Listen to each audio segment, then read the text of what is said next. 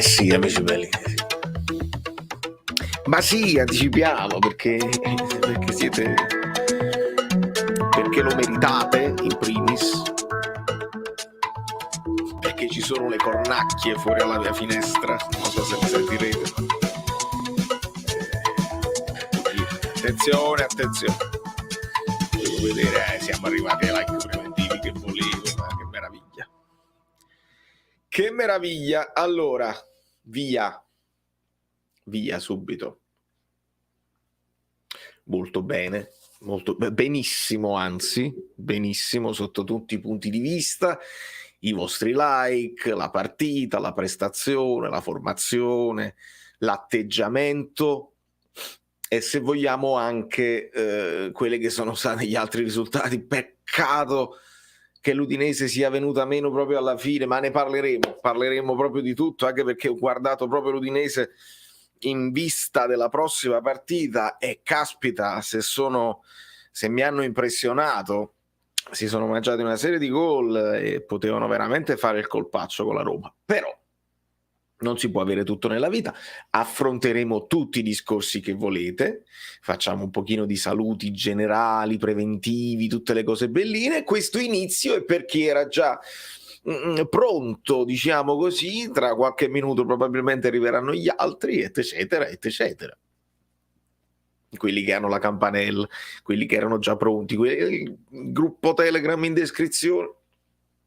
Un abbraccio a Mario, a Valeria, a Marietto, mi permetto di dire Marietto, attore, Edoardo, Giovanni, Carlo, Aristide, Polli, Forza Napoli, sempre, Valentino, Tabon, Raffaele, vedi che Polli è sempre sul pezzo, Antonio, Vincenzo, Davide, Sergio, bravo, bravissimo, anche di quello parleremo perché che vergogna, basta Davide, Giovanni, vedi tutte le coordinate, Lucas, Luigi, Mark, il grandissimo Mark Basile, Angela Torre, Luca Portolà, che poi Angela Torre io mi sono dimenticato di dirlo, te l'ho detto giusto come risposta al commento, ma sei la mia eroina per la domanda che hai fatto a Paolo nell'ultima trasmissione, bravissima, perché non se ne è accorto nessuno e nessuno ne sta ancora parlando, restano le diffide,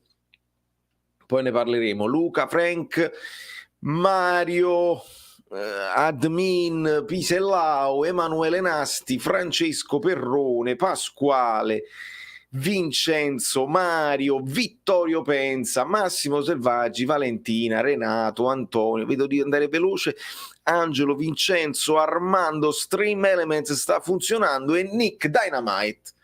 Buonasera a tutti ragazzi, fatemi le vostre domande, le vostre considerazioni, noi siamo pronti con un po' di analisi preventiva, domani ci divertiremo sicuramente a fare analisi delle parole di Spalletti, delle parole di Tudor, si parlerà anche dell'arbitro perché non si può non parlarne, anche questa volta, perché sento di gente che si lamenta addirittura, sento di gente che si lamenta, gol del Torino, no aspetta, ma non è possibile, non è possibile proprio, no, non ci credo, non ci crediamo.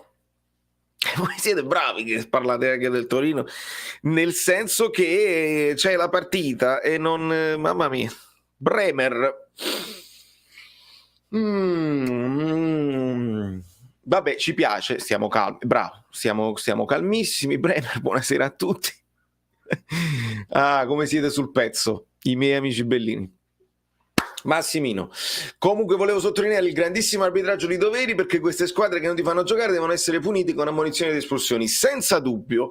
Arbitraggio che in generale è anche soddisfacente. Io però ci aggiungo la prima cosa che mi sono scritto qua, non lo so se si mette a fuoco e si vede, ecco, fallo su Osimhen. C'è stato un fallo su Osimhen clamorosissimo, proprio al limite dell'area, nella lunetta dell'aria, un bel calcio sulla gamba che ci poteva portare a inizio partita subito a sbloccarla con un calcio di punizione e magari la segnava Mario Rui, perché era la zona Mario Rui con la foglia morta, perché Mario Rui oggi doveva segnare questo.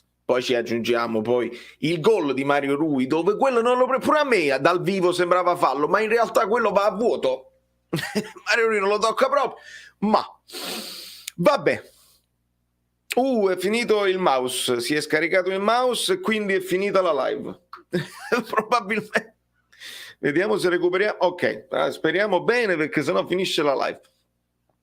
Allora, andiamo un pochino, sì, vittoria Verona, pareggio Atalanta, sì, vittoria Verona per noi, pareggio dell'Atalanta, questo è ottimo, ne parlavo anche con l'amico Salvatore Pengo, il Caffè Napoli TV, ci divertiremo a fare i numeri anche mercoledì, tutta una serie di statistiche, di analisi bellissime, io ve ne anticipo una sola oggi, e poi faremo le varie considerazioni. Buono il fatto parlavo proprio del Genoa, dice ma il Genoa sarà un record mondiale, tutti questi pareggi, siamo al 7° pareggio consecutivo, e Salvatore, che è sempre sul pezzo, mi ha ricordato che il record è il Varese degli anni 70, una cosa del genere, con 8 pareggi consecutivi. Ma non posso andare avanti senza ringraziare l'ottimo, sempre sul pezzo e sempre generosissimo, Tore Falanga. Ottimi anche Bobotta, Osimhen, che voglia di fare, Di Lorenzo e anche Mario Rui oltre ai centrali. Mertens non merita di fare il fade to black.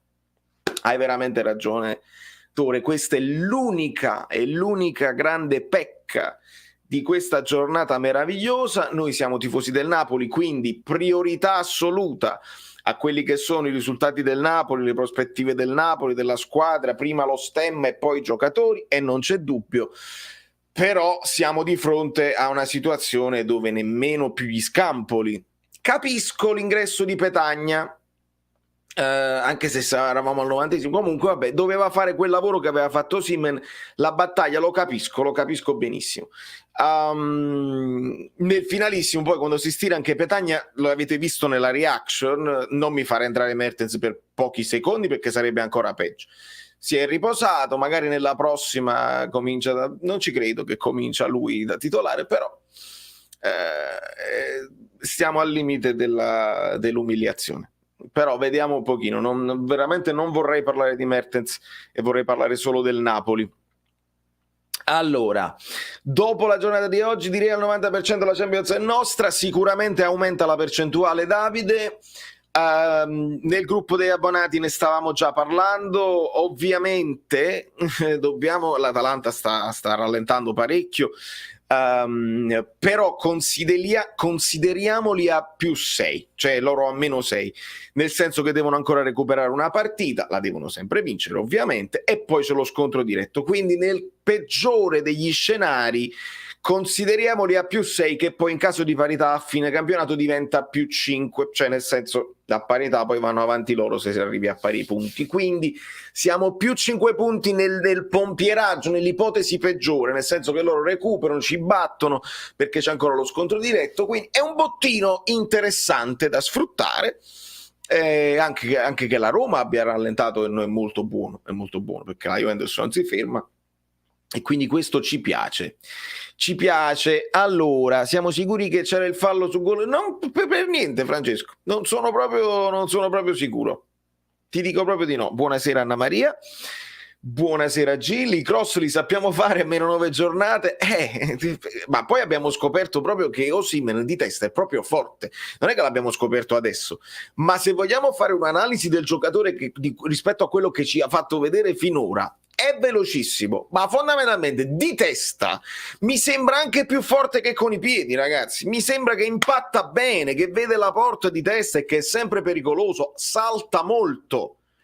E per questo sono caratteristiche abbastanza uniche per gli attaccanti. Come è brutto sto codino oggi. Velocissimo e bravo di testa sono pochi, quindi va sfruttato in tutta la sua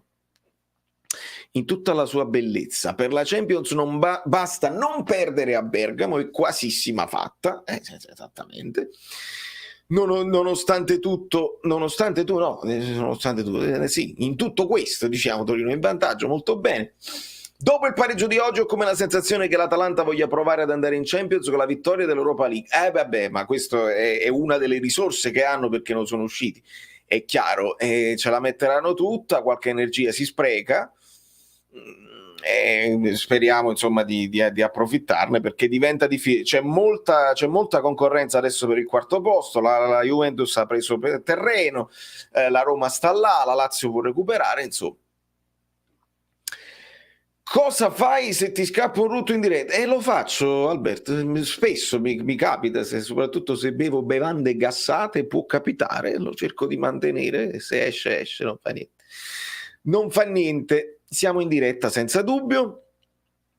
Allora, e oltretutto è anche poco che segna di testa, in Francia non segnava mai. È una cosa nuova, sicuramente.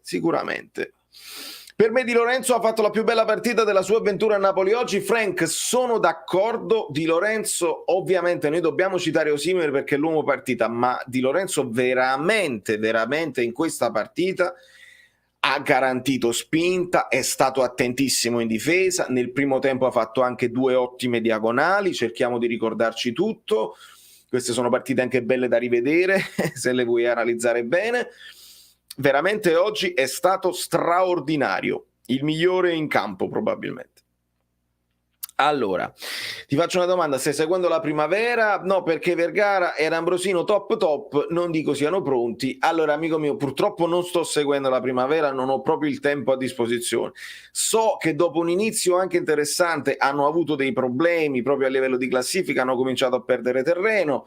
Sì, sicuramente ci saranno dei profili interessanti che vanno visti e sicuramente il Napoli farà le sue considerazioni, però da qui a pensare che abbiamo dei giocatori pronti per fare il grande salto è complicato. Abbiamo avuto Zanoli con noi, ma non è che gioca e non giocherà, a meno che uno non esce proprio incredibile e si prende la scena, va bene così.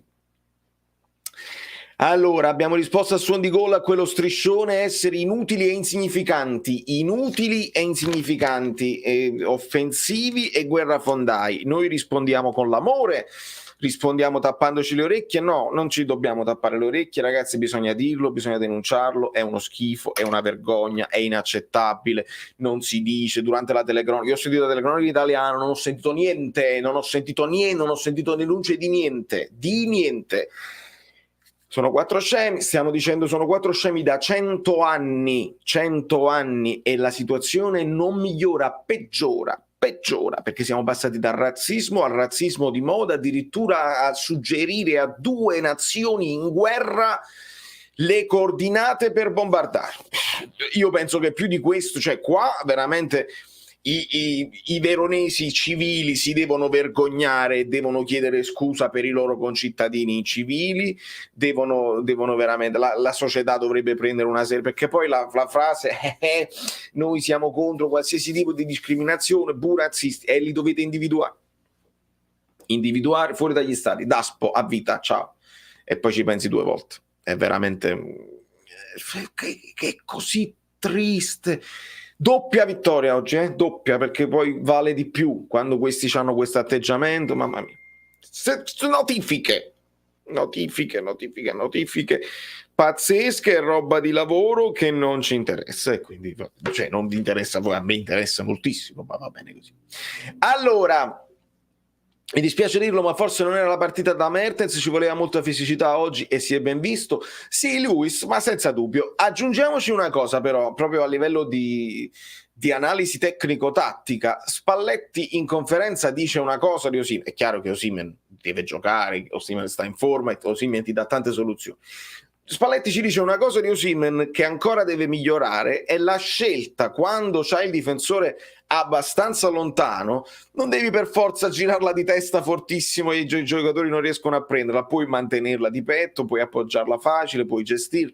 Questa è una cosa che Mertens già fa bene, e quindi va bene che non era la partita per lui, sono d'accordo in generale, non è detto che con Mertens non la vincevi, potevi giocare in maniera diversa, va bene tutto. Oggi non è la partita per dire visto, se c'era Mertens era meglio. Oggi ci godiamo la vittoria senza dubbio, però resta il fatto che non gioca più, e quindi va bene così.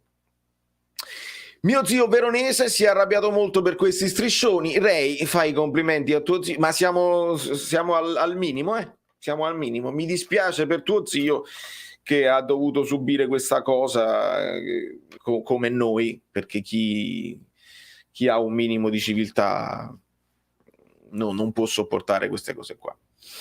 Allora, era difficile superare quella schifezza e ci sono riusciti, Francesco, ci sono riusciti. Buonasera System Failure, mi è piaciuto molto il doppio trequartista da rifare contro Torino e Atalanta. Allora, non parlerei di doppio trequartista, parlerei di vero e proprio 4-3-3. Il Napoli ha praticamente bissato quello che è quella che è stata l'idea di Pioli, praticamente, con che sì, che è un finto trequartista, e quindi si abbassa molto. Il Napoli ha giocato con Fabian e Anghissà più bassi accanto a Lobotka, giocando tutti molto stretti. In molte fasi della gara erano tutti vicini, quindi potevano scambiare velocemente, raddoppiare. Ma a me più che il modulo, ragazzi, perché veramente mi soffermerei poco sui numeri, Spalletti lo ha ripetuto anche stasera, che cambia poco. Quello che mi è piaciuto assai è l'atteggiamento, il pressing alto, il voler farla la battaglia su tutte le seconde palle. Li abbiamo messi in grande difficoltà, perché il Verona è una squadra che quando riparte bene, e li abbiamo arginati completamente. Per sfizio, vi anticipo questo dato, che comunque è sempre interessante e sfizioso: il Napoli chiude con 2.7, quindi i 2 gol che doveva fare, il Verona 0.87, quindi più o meno il gol che doveva fare. È tutto giusto, è tutto giusto. Ovviamente il gol del Verona, la vedete, la stelletta azzurra rappresenta gran parte di quello 0.87, perché da molto vicino Faraoni, e anche noi i 2 gol di Osimhen vengono da molto vicino. Poi c'è quell'occasione Elmas di Lorenzo, che vedete il pallino grande. Insomma, questo è successo ed molto bene. La grinta, sì, la grinta si è vista. Spalletti aziendalista sta facendo il gioco del presidente per il non rinnovo di Mertens. Mi vorrei sbagliare, anche io vorrei che ti sbagliassi, anche io. Giovani amici bellini, state mettendo i like, l'Osco ve lo chiede e quindi voi dovete rispondere. Siamo 170 in live, tra un po' arriveranno altri, poi ovviamente molti arriveranno dopo la partita con l'Inter, perché è anche sfizioso vedere cosa combina l'Inter dopo la vittoria di Anfield, che comunque li ha visti uscire dalla Champions. Vediamo quanti like arriveranno. Allora, con questo 4-3-3 abbiamo creato molto di più rispetto alle altre volte, quindi spero che lo useremo di più. Inoltre oggi abbiamo cacciato le palle gol.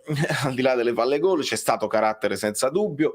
Io ripeto, non mi soffermo tanto sul modulo, ma sull'atteggiamento.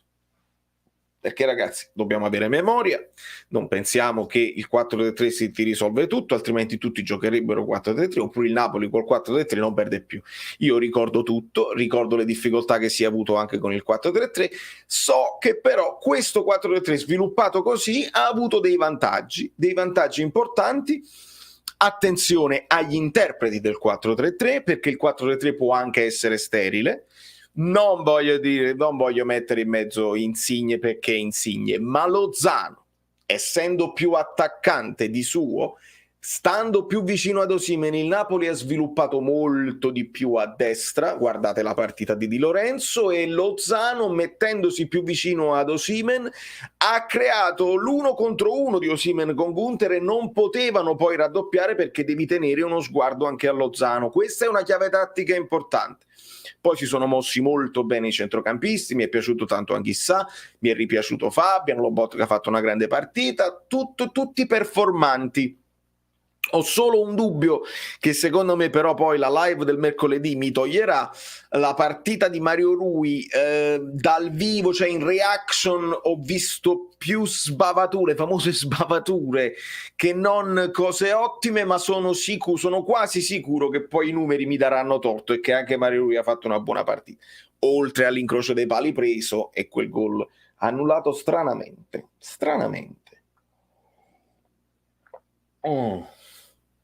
Allora, andiamo a recuperare più messaggi che scorrono. Io 29esimo like per l'Udinese, funziona così. Bravissima Angela. I like che mettete prima servono per dopo, perché quando vi chiedo i like per la reaction, è chiaro che la partita già è finita e a voi vi viene o non vi viene. Sono like che prevedono, che costruiscono un pensiero positivo, senza dubbio. 2 palloni giocabili ad Osimhen e guarda caso segna. Com'è possibile questa cosa? È possibile che i palloni sono arrivati belli puliti, diamo a Politano quello che è di Politano, perché io adoro, e lo sapete, chi mi segue da una vita lo sa, adoro l'ala col mancino che stando sulla destra non rientra sempre sul piede preferito e mette un cross di destro. Ha messo un cross bellissimo e evidentemente mettendo il cross col destro ha anche rubato il tempo al difensore che non sapeva dove andare a chiudere.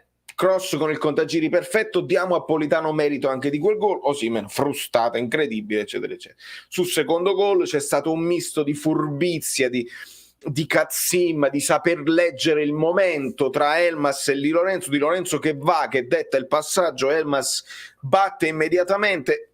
Quante volte abbiamo parlato del Napoli non attento su queste cose con la squadra avversaria più furba? Per una volta lo abbiamo fatto noi e va bene così, e va molto bene così. A me il Napoli con così tanti lanci non piace, non dobbiamo avere paura di palleggiare e comandare anche quando giochiamo contro chi fa l'uomo contro uno. Senza dubbio, Giulio, non dobbiamo avere paura, però in questo caso, essendo quella l'arma principale del Verona, se poi noi andiamo a vedere, se non mi sbaglio, il possesso palla generale viene gestito 50 e 50. Ora, sappiamo che il Verona è la squadra più fallosa del campionato insieme al Torino, perché Juric lascia l'eredità e poi se la porta a Torino. Quindi se tu hai il palleggio, se tu hai il pallino del gioco, non dico che glielo devi lasciare all'avversario, però per una volta il Napoli ha quasi deciso di non avere per forza il possesso di palla insistito, perché comunque ti sfiancano, tu devi tornare indietro, ti fanno il fallo se superi un uomo. E per una volta non l'abbiamo subita questa cosa qua, anzi siamo stati bravi noi a pressarli quando avevano loro la palla, senza fare grandi falli perché non è proprio nelle nostre corde, però noi gli abbiamo permesso un'uscita pulita e questo ci è piaciuto. Volano i messaggi, Mario Gar. Questa importanza tattica di Lozano l'abbiamo trattata giustamente nell'ultima live e pare che ogni nostro pensiero opinione sia sempre o spesso confermato dal capo. Forse capiamo di calcio. Mario, io veramente lo lascio dire a te, lo lascio giudicare agli amici bellini, è bello, ovviamente è una soddisfazione, credetemi. Intuire certe scelte, capire perché, anche se poi le scelte non si rivelano sempre vincenti, capirle, giustificarcele, no? E quindi la presenza di Lozano sottovalutata, secondo me sì. Aggiungiamoci la presenza di Anghissà, che comunque l'ho visto a tutto campo, e nonostante lo bot che abbia fatto bene in questi mesi, così, con Fabian, eccetera, eccetera, Anghissà comunque ti dà una grandissima mano. E attenzione, perché Anghissà insieme a Demme, insieme a Rachmani, insieme a Koulibaly, anche lui è tra i diffidati, e quindi i like anche per la piazza di Bari che oggi vola verso la Serie B per la felicità della nostra Rita. Diciamolo, ci sono 200 persone, vorrei 200 like, perché tra quello e quell'altro, i preventivi e le cose, ci siamo. Buonasera Luna Rossa. Oggi, tra l'altro, con i movimenti delle mezziali si creavano moltissimi spazi per poter fraseggiare tra la loro linea di difesa e centrocampo, infatti si è visto molto più gioco delle ultime partite. E abbiamo visto anche le ali, no? Gli esterni d'attacco, Politano e Lozano, non dover essere troppo preoccupati di inseguire i quinti, perché Anghissà e Fabian facevano questo lavoro stando un pochino più vicini. Anche questo fa il suo. Buonasera a tutti, scusate il ritardo, mi ero appisolato che mi sono perso. Marco, abbiamo cominciato da pochissimo, non ti preoccupare, recuperiamo tutto. Quanto piace Politano che costa adesso? Assai. Quanto ti piace? Questa è la domanda che dovrebbero farmi. Quest'anno abbiamo provato ad imporci contro amici, pensavo uomo contro uomo, le abbiamo sempre prese. Delle volte è importante adeguarsi. Sì, anche io la vedo così. Questo è leggere la partita anche in preventivo. Allora, Leonardo mi chiede che ne pensi di Oliveira, il nostro nuovo terzino sinistro. Allora, Losco, dici al piccolo bravissimo Leonardo che da quello che ho visto negli highlights Oliveira mi piace molto e spero che il Napoli non se lo lasci sfuggire. Non è ancora nostro, carissimo Leonardo, dobbiamo aspettare l'apertura del mercato, dobbiamo aspettare che Oliveira vada in scadenza e purtroppo andando in scadenza altre squadre si possono inserire. Abbiamo sentito di rumor. Vedi, mi chiedevano se ti viene un ruzzo, mi devo fermare. Abbiamo sentito di rumors anche dell'inserimento della Juve, speriamo che Giunto li anticipi i tempi, perché a me il ragazzo piace, aggiunge fisicità, aggiunge corsa e somiglia parecchio come corsa a Teo Hernandez. A proposito degli striscioni, a furia di dire cose niente, siamo diventati pure noi cose niente. Bravo, no, ma infatti si deve sempre dire, sempre. Ma quanto è bello vedere Osimhen meno solo in area di rigore? Moltissimo, Simone. Vedi, state facendo le domande come i giornalisti napoletani. Ma è giusto, perché se uno è appassionato di calcio, si sente tutte le trasmissioni, si sente tutti gli approfondimenti e alla fine, come io che praticamente ogni tanto mi scappa il piuttosto che detto male, perché capita, perché posto in America l'italiano me lo dimette. Anche voi state diventando dei giornalisti praticamente, però io la risposta è già all'interno della domanda, è una domanda giusta e fa piacere perché come vedi se non sei solo non ti possono raddoppiare e sei più pericoloso. Guardate che Gunther l'anno scorso Osimhen non gli fece capire niente, dobbiamo ricordarcelo, invece questa volta è stato dominante Osi. Partita che si è vinta da sola, bravo Luigi, a Guido piacque molto il tuo messaggio, veramente geniale, dell'ultima live, le famose partite che si preparano da sole e la partita che si vince da sola, assolutamente. Guido Gentile è in arrivo, caro Jenny, non ti preoccupare, non ci farà mancare la sua presenza. Neanche la bocca devi aprire, arrivano i like, grazie Michele, moltissime, grazie molte, non si dice grazie molto. La differenza oggi l'hanno fatta gli scontri 1 contro 1, si pressava alto e si accompagnava tutta la manovra offensiva, sì Amorra, e ti aggiungo un'altra piccola anticipazione, non ve le voglio fare tutte, ma c'è stato un piccolo spoiler nel gruppo del Diamo i numeri con Antox e Salvatore. Abbiamo vinto più contrasti del Verona ed è una notizia perché il Verona è abituato a fare questo da anni. Avere vinto più contrasti significa avere la presenza, stare sul pezzo e non lasciarli andare. Vincere i contrasti non è una cosa da Napoli e ci piace sottolineare. Avendo visto solo gli highlights, mi piacerebbe che mi dicessi se abbiamo visto qualcosa di meglio a livello offensivo del solito o se il Verona ha fatto una brutta prestazione. Carissimo Fabio, lo abbiamo fatto, ora senza basarci soltanto sugli XG che poi vanno letti e vanno letti bene. Io ti posso fare un ricordo, perché poi negli highlights non sempre le situazioni, però c'era un fallo su Osimhen, è un'azione per me, non uscirà negli highlights, ma c'era un fallo clamoroso su Osimhen al limite dell'area. Poi un tiro di Simeone alto che lascia il tempo, che trova subito il gol di Osimhen. Poi tiro di Fabian deviato, tiro di Fabian parato. Fabian ovviamente, stando più avanti, ha potuto provarci più volte. Tiro di Osimhen fuori, una percussione solitaria. Tiro di Fabian di destro che è finito fuori e poi Mario Rui il gol, non gol perché viene chiamato un fallo che resta sempre così. Questo è il primo tempo. Il secondo tempo molto meno, si è giocato molto meno, arriviamo direttamente al gol di Osimhen, arriviamo poi al gol di Faraoni e poi Elmas, c'è stato quel macello nell'aria quando c'è il tiro di Elmas e la ribattuta di Lorenzo fuori, il 7 colpito da Mario Rui e un altro tentativo di Elmas. Insomma, nel secondo tempo veramente poco. In generale si è giocato proprio poco, quindi non è stata una partita bellissima.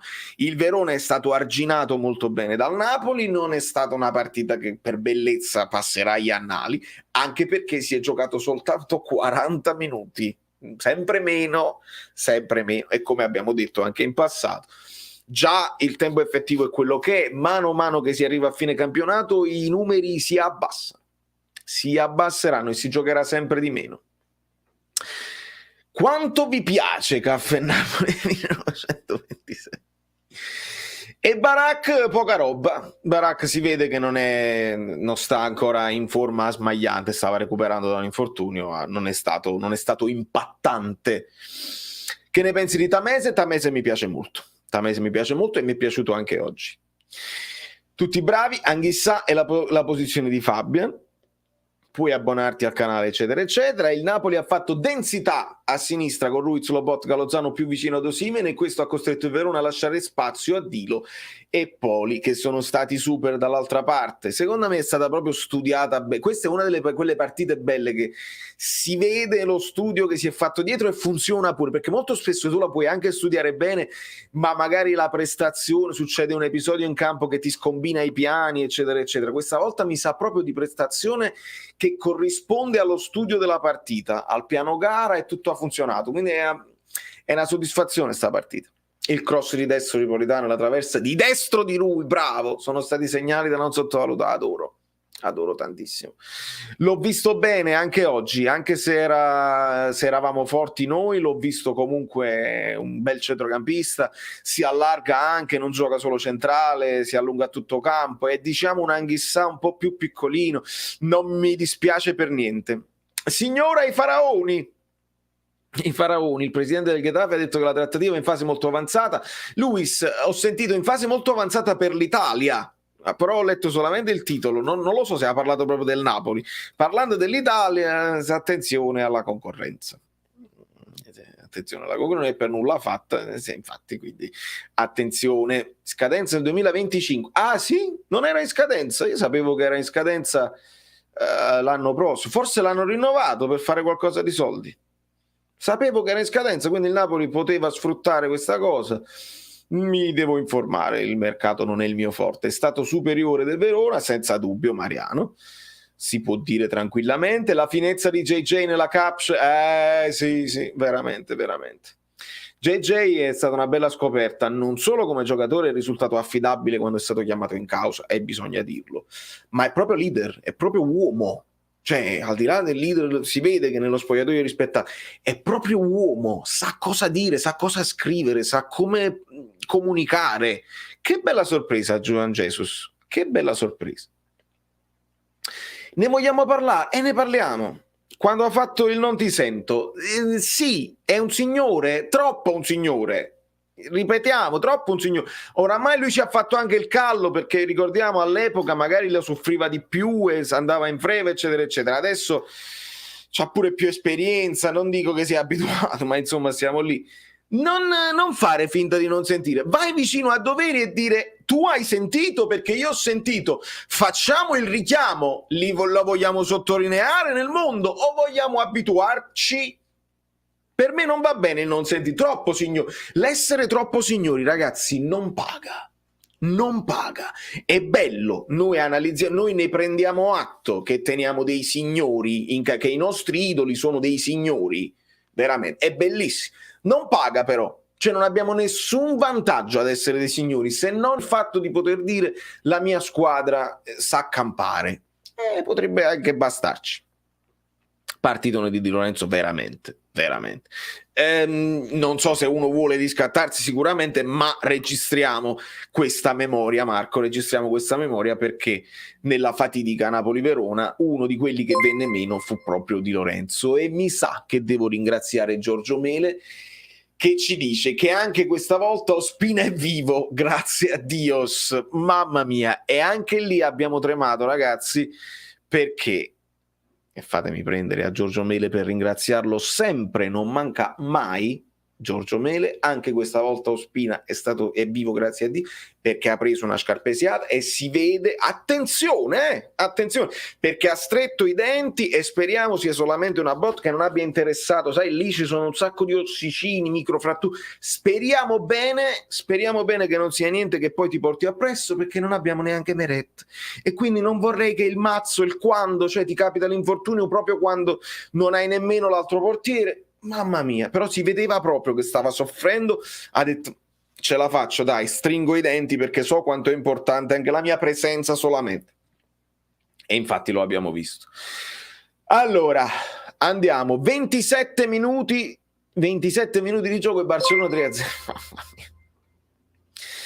Leggi del rigore negato al Toro, amico mio, me lo dite voi, ovviamente non posso guardare anche la partita perché voglio guardare e leggere voi, e ringrazio e saluto Pep Di Palma, che tra l'altro con grandissima puntualità, mi sta anche aggiornando con le sue personali tabelle, dove stiamo facendo tutto il calcolo del potenziale punteggio finale, della media punti tra andata e ritorno, stiamo vedendo il +1, il +2 rispetto all'andata. Questa è una partita che rappresenta +2, perché quando il Napoli all'andata pareggia con il Verona, adesso vinciamo, quindi sono +2 punti rispetto all'andata, perché noi dobbiamo fare meglio dell'andata, i 39 punti vanno migliorati per assicurarsi la Champions, e ci siamo. Però il Napoli aveva perso terreno, quindi adesso siamo a -4, siamo a -4, quindi dobbiamo ancora vincere.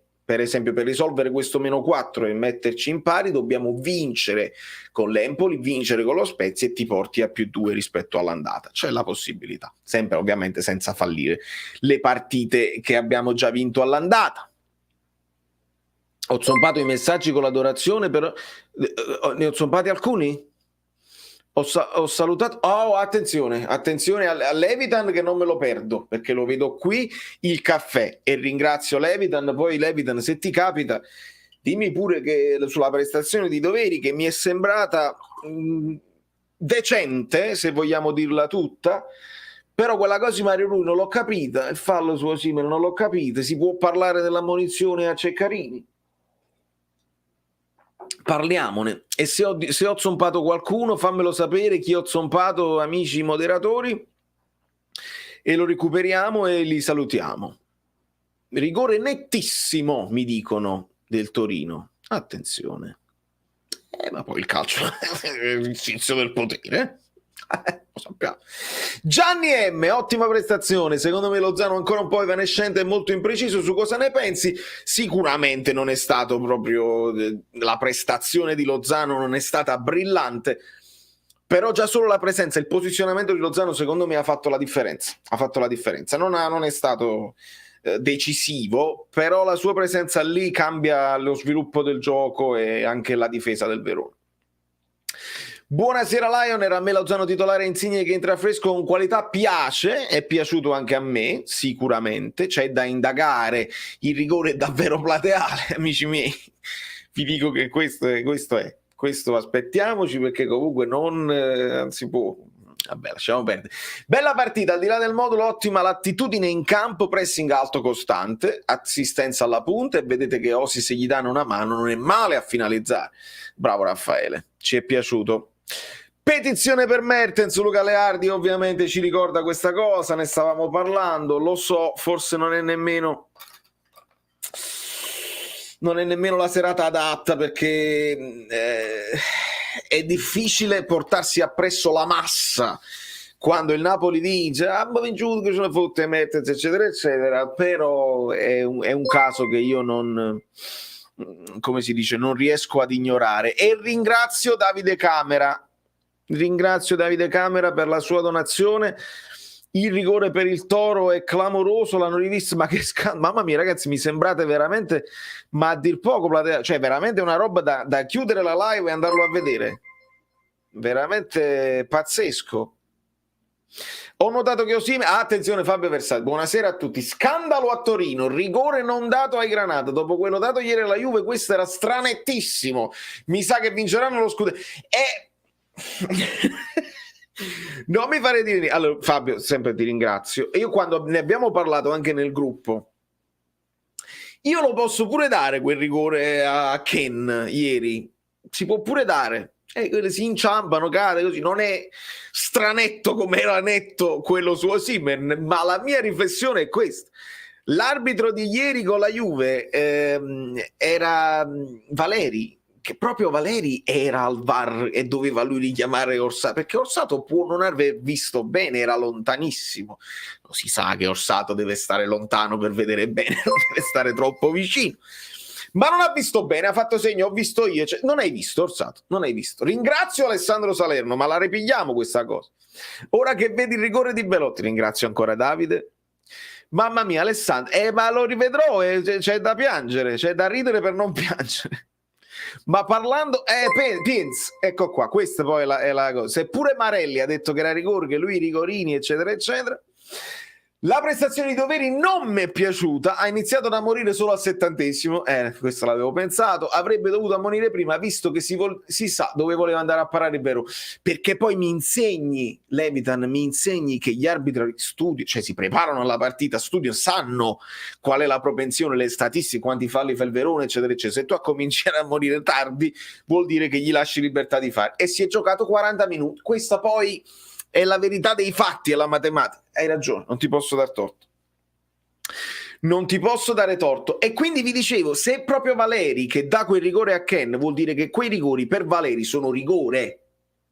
Quindi quello di Osimhen, se l'hai rivisto al VAR, è rigore, perché proprio prende il calcio sul piede, Tomori, la palla non la vede mai, è rigore, devi chiamare. Allora è lì che noi, perché poi sull'episodio singolo poi il milanista può venire a parlarmi di Benasser e io ne parlo con serenità. Koulibaly fa così, ma il contatto con Benasser c'è e si può anche dare. Certo è Benasser che va proprio in direzione, va benissimo, se ne può parlare fino alla fine dei tempi. Il problema è quando poi lo stesso arbitro con una situazione simile si comporta in maniera diversa. Capite? Il rigore non dato al Toro stasera è vergognoso, è scandaloso, sembra letteralmente questo è uno dei più veramente assurdo proprio. Primo tempo, cioè dovevano stare 2-0, mi state dicendo, bisogna sempre segnarli i rigori, ma va bene. No, ho capito, si chiestono i rigori, non devi fare. Luca, capisco, ragazzi, vi sento veramente sul pezzo. Marotta, allora sei tu che indichi la rotta, ma vabbè, Gregorio, straordinario. Per dire Marelli, un ragazzo ha scritto una brutta cosa, noi TVB, intanto fine primo tempo, ma c'è da indagare. Felice per la vittoria contro il Verona, sei felicissimo di vedere l'Ucraina libera, assolutamente. Sergio, sposo il tuo messaggio. Giustissime le parole di Marino su sto Marelli, anche oggi scandaloso al commento di Verona-Napoli. Capite? Belotti falciato sulla gamba d'appoggio, una roba incredibile. Questo rigore scandaloso mi fa passare la voglia di seguire la serie.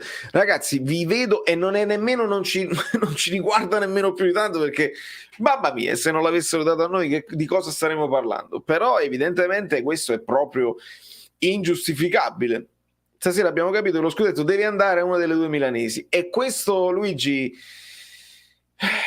mi risulta difficile contestartelo. Ma è vero il fatto della clausola sui 10 gol, ho visto su Google, non esiste. Vincenzo, al di là di Google, non c'è, non l'abbiamo mai sentita di questa clausola, ma devo ringraziare Mario Cutolo. Certi veronesi mettono lo striscione e noi brindiamo con l'Amarone. Cin cin, amico mio, grazie sempre per la tua generosità e il tuo supporto, e ringrazio anche, ripeto a Vincenzo, sta clausola non lo so, non la conosco e quindi non ti posso dire. Credo semplicemente che non si voglia fare a meno di utilizzare, se si può fare, secondo me questo è stato detto in società, se puoi fare a meno di Mertens, fanne a meno, perché poi è complicato spiegare alla piazza che non lo rinnoviamo. Alla fine hanno pigliato Barak e Baracchella e a casa. Esatto, esattissimo Francesco, grazie mille sempre. Da zona inqualificabile, i commentatori di parte. Qualcuno pure aveva detto, il Caffè Napoli aveva scritto: come si leva la cronaca tifosa? Sembrava la cronaca tifosa. Lo sappiamo a prescindere che per vincere il Napoli deve essere più forte indiscussamente. Contro il Milan non lo siamo stati. Migliore in campo secondo me Di Lorenzo. Leo dice Fabian e Victor. Anche a me è piaciuto, ovviamente Victor, anche Fabian mi è piaciuto di nuovo. Ti sposo la scelta di Di Lorenzo perché ha tutta fascia, e stavolta Di Lorenzo la quantità ce la mette sempre, però stavolta io devo sottolineare, oltre alla corsa, anche la qualità dell'ultima scelta, perché alza la testa, gli dà la palla giusta ad Osimhen per il 2-0 ed è importante, la scelta di andare, la continuità di corsa, e ha fatto anche dei buoni interventi difensivi, quindi veramente a tutto tondo oggi Di Lorenzo, a tutto tondo. Non ha fatto niente di male Sarracino, purtroppo è una storia, è una delle storie tristi del calcio. Buonasera R&G fanpage, ti saluto volentieri. Andiamo a salutare e a ringraziare ancora Alessandro Salerno sul gruppo Telegram, il replay perfetto su Belotti. Ragazzi, allora voi mi concederete un attimo di pausa, me lo voglio vedere anche per commentarvelo un attimo, perché non... Grazie Alessandro, adesso vedo un attimo perché siamo proprio alla frutta. Fammi vedere sta cosa. Questa è la filosofia del Torino. Ah, proprio il piede d'appoggio! No, no, no! Quello sta appoggiando... Ha chiesto di aspettare, qui stiamo diverendo. Il contrasto tra i due, ma questo momento con la questa è la filosofia del Torino, no? Ma che c'entra la filosofia del Torino? Tu devi dire che è un rigore scandaloso. No! Fermi! Fermi, non si va avanti. Grazie Alessandro, grazie per avermelo fatto vedere al volo, perché sarei andato avanti con un po' di, sai, con equilibrio, con un po' di possibilismo. Ragazzi, forse state esagerando, il tifoso che vi fa parlare l'essere tifosi. Di che stiamo parlando? Aiù, quello sta mettendo il piede a terra, glielo sposta proprio e cade. Non ve lo posso far vedere perché mi bloccano il canale, ma te lo racconto nel dettaglio, Andrea, te lo racconto nel dettaglio. Belotti sta per mettere il piede a terra per appoggiarsi e tirare, a lui la disponibilità del pallone, quindi deve mettere il piede destro a terra e sta caricando già il sinistro, mentre il piede non tocca terra perché ranocchia, glielo sposta, proprio gli dà un calcio sul piede, glielo sposta, il piede ovviamente non poggia a terra, Belotti cade, quindi prende un calcio sul piede e cade. È clamoroso, cioè questa cosa non si può giustificare al VAR dicendo sai, prendiamo l'esempio Bennacer Koulibaly, tu dici ci sta il contatto, non mi sembra abbastanza, eccetera, eccetera. Osimhen Tomori, mettiamoci anche Osimhen Tomori, sì, prende il calcetto, però magari le cose che dicono sempre noi commentatori, accentua molto, poteva continuare la corsa, eccetera, eccetera. Qua non stiamo parlando che non può continuare la corsa, viene proprio abbattuto. E col VAR non si può. Come si fa a non dare quel rigore? Non si può. Ragazzi, approfitto della situazione per fare gli auguri di buon compleanno a Silvermele e non aggiungo altro.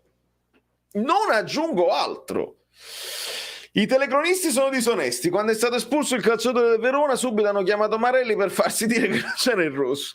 Non mi sorprende, Angela. Espulsione logica, normale. Con lo 0-0 dell'Atalanta con Genova potrebbe andare anche bene un pareggio per blindare la classificazione. Stancredi, se mi parli con l'Atalanta, un pareggio è bene perché li tieni dietro. È chiaro che loro, avendo vinto all'andata, sarebbe bene vincere, ti dico una banalità, sarebbe bene vincere per andare parità negli scontri diretti, altrimenti resterebbero loro in vantaggio negli scontri diretti. Però un pareggio non lo butterei, quando sei in vantaggio in classifica non lo puoi buttare un pareggio. Senza parole. No, veramente, ragazzi, questo è peggio di quello di Quadrato. Questo è peggio di Ronaldo, quello là, Ronaldo il fenomeno contro la Juve. È peggio, cioè, ci sono stati rigori più gravi nella storia, ma questo qui è incontestabile. Cioè, non esisterà un tifoso dell'Inter, non esisterà un tifoso dell'Inter che dirà questo non è rigore. Se esiste, denunciatelo alle autorità competenti. Denunciatelo. Buonasera amici belini, sono molto felice per stasera. Sapete perché? Pietro, faccelo sapere. Ne stanno parlando da zona. Meno male. Ti supplio, mettilo anche sul canale Telegram per i non abbonati. Lo faccio subito, amico mio. Magos, bella richiesta. Bella richiesta, lo giro a chi è iscritto al canale Telegram. Clamoroso. Bella richiesta, amico mio. Ottima cosa. E lo giro al volo. Chi è iscritto al canale Telegram, che trova il link in basso in descrizione, vediamo se, capito? rigore per il perché qua così. Siamo in 1100, vediamo se salgono, se vi iscrivete al canale Telegram che vi faccio vedere questo rigore, è pazzesco. Caspita, dopo il 20 marzo ci sarà la nazionale, si gioca il 3 aprile a Pasqua e vuoi sapere che partite ci stanno? Atalanta, Napoli, Juve, Inter, Milan, Bologna, un accordo tra DL e Ciro sui gol. Mamma mia, speriamo che il finale non sia vero. L'arbitro è anche vicinissimo. No, vabbè, ma l'arbitro può sbagliare, l'arbitro è umano, il VAR no. Il VAR ha 5.000 telecamere con i replay e il rallentatore, ma che stiamo pazzia. Ma non ci raccontate frottole, fate quello che volete voi, fate quello che volete.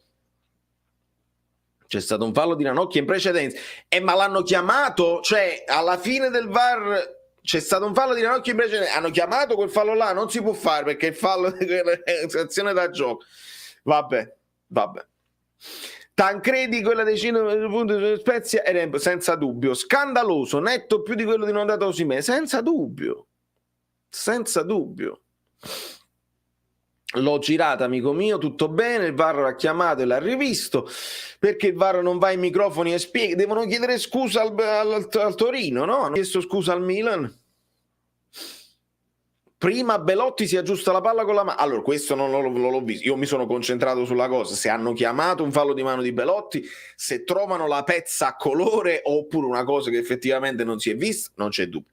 Il rigore in sé, se noi isoliamo quel momento, non può non essere dato. Voglio sperare che ci sia dell'altro. Però, appunto, la risposta, sapete qual è? È questa qua di Luigi. Il VAR, se va ai microfoni, ci risolve un problema. Noi non ci indigniamo. Il VAR va e dice: guarda, abbiamo notato questo e quindi per questo noi abbiamo visto il rigore ci poteva stare, però non lo abbiamo dato per questi motivi da regolamento e noi ci tranquillizziamo. Altrimenti diciamo che l'arbitro è vicinissimo, diciamo tutto naso. Allora, diresti a Filippo Roma, vabbè amico mio, non ho i potenti mezzi, di contattare Filippo Roma delle Iene, ma sicuramente avranno gli occhi puntati e ringrazio Zexus Zealt, calcio sporco, va lavato col sangue. No, non sto scherzando, sto citando Totò. È difficile, Zexus, amico mio, grazie sempre, è proprio difficile, ti fa cadere le braccia molto spesso. Insigne 105 vuole che parliamo del maestro, il maestro Mario Rui. Secondo me meritava il gol oggi, veramente meritava, perché poi di destro l'incrocio dei pali, poi quel gol dove si è chiamato il fallo lì non sono convinto, però ovviamente il gioco era già fermo, quindi il portiere non ci prova nemmeno. Peccato. Non hanno chiamato nulla né rigore né fallo di mano. Allora veramente non so cosa dirvi e ringrazio ancora una volta Mario Cutolo che mi lancia uno sticker che tutti voi potrete vedere, io no. Lo posso vedere per questioni tecnico-tattiche. E di bello che ha deciso di non dare. Un abbraccio a Mario Gessa. Ho notato che Osimhen ogni tanto si abbassava per fare raccordo, sì, bravo Marco, secondo te il 4-3 ha inciso essendo meno lunghi? Allora il 4-3, ragazzi, io porterò avanti questo discorso che il 4-3 non risolve tutti i problemi, che con il 4-2-3-1 si può fare lo stesso bene e lo abbiamo dimostrato, con il 4-3-3 si può fare lo stesso male e anche lo abbiamo dimostrato, ma vi dico che questo tipo di formazione, per come si è studiata la gara, è stata ideale, perché sì, Osimhen ha fatto un lavoro meno di puntare per forza alla porta, ma non avendo il trequartista vicino aveva anche più spazio per venire incontro e gestire il pallone e poi smistarlo, perché se c'è il trequartista quella cosa la deve fare il trequartista, un trequartista che spesso era troppo basso, quindi c'è stata una serie di cose che hanno funzionato, l'atteggiamento, essere più corti, allargare il campo dopo che insomma si puntava su Osimhen, molte cose belline che vi farò vedere domani nell'analisi tattica, veramente ci divertiremo.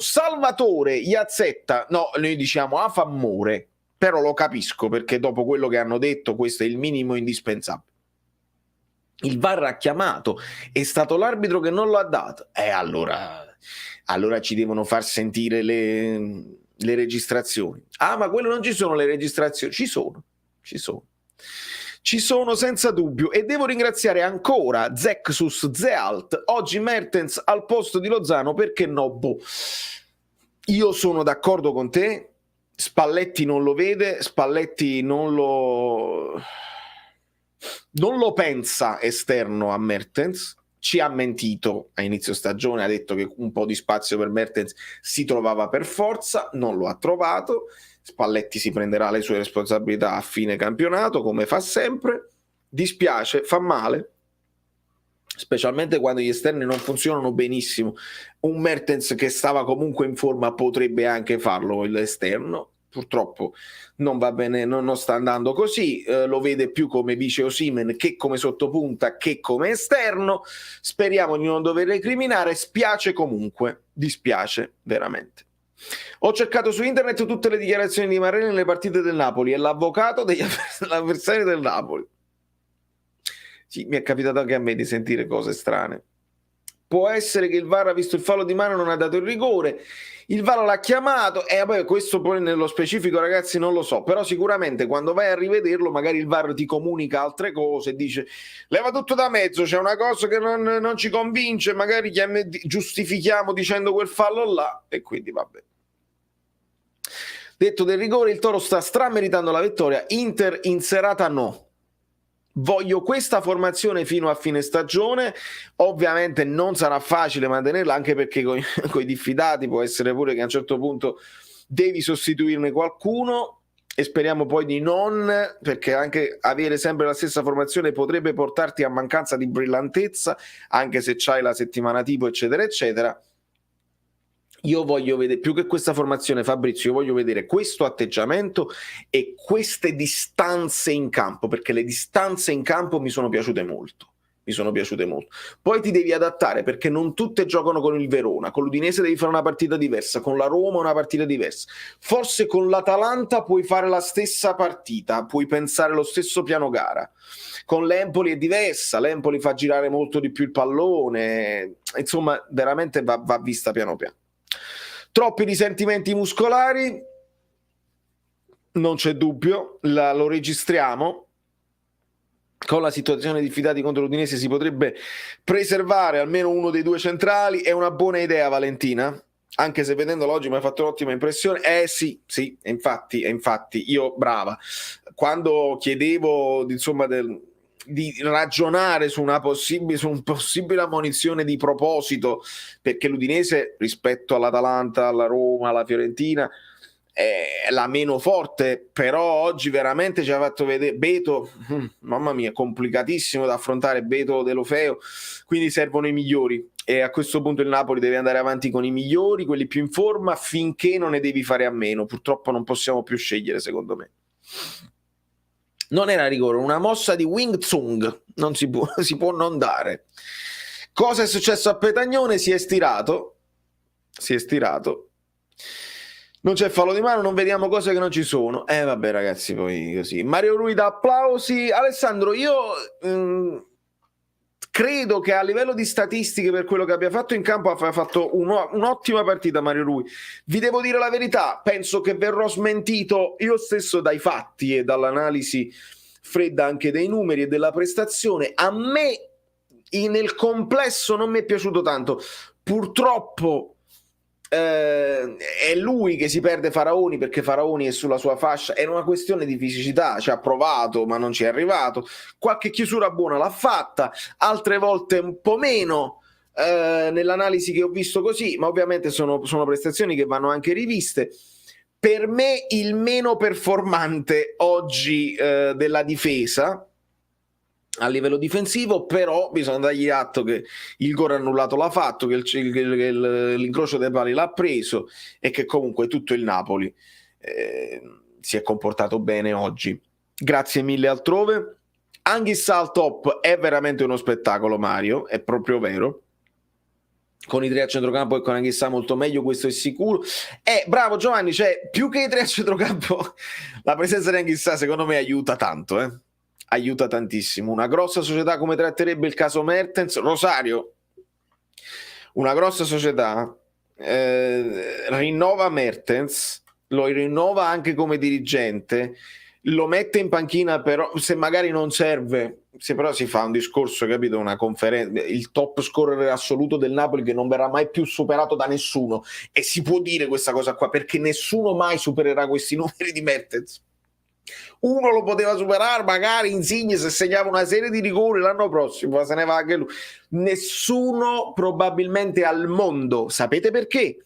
Perché se Osimhen comincia a segnare a raffica, se lo pigliano. E il Napoli non ha la forza di tenere un Cavani 104, via, 3 anni, via, se ne va. Se lo prendono.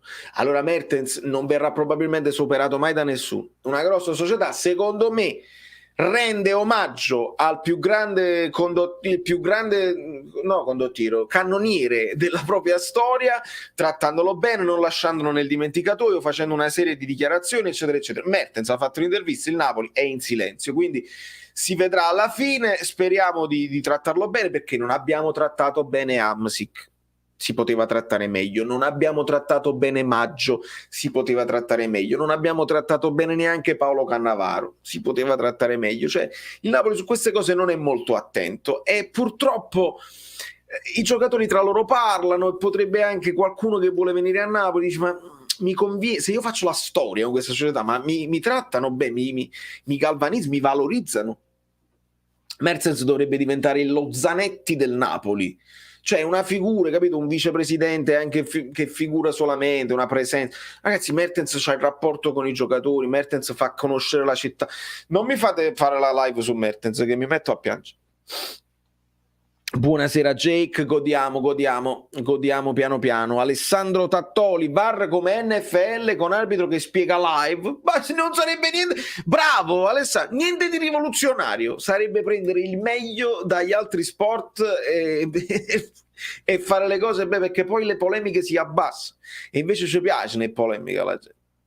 Vale, l'ho rivisto per bene, non c'è nessun fallo precedentemente. E allora ragazzi, qua io su Alberto Levitan io Cassazione, sentenza, passata in giudicato, va rivista assolutamente domani, assolutamente tutti gli episodi di questo periodo, occhi aperti, nessun fallo di mano di Belotti. Non hanno proprio detto che tocca il pallo, no, e non lo tocca, l'ho visto bene.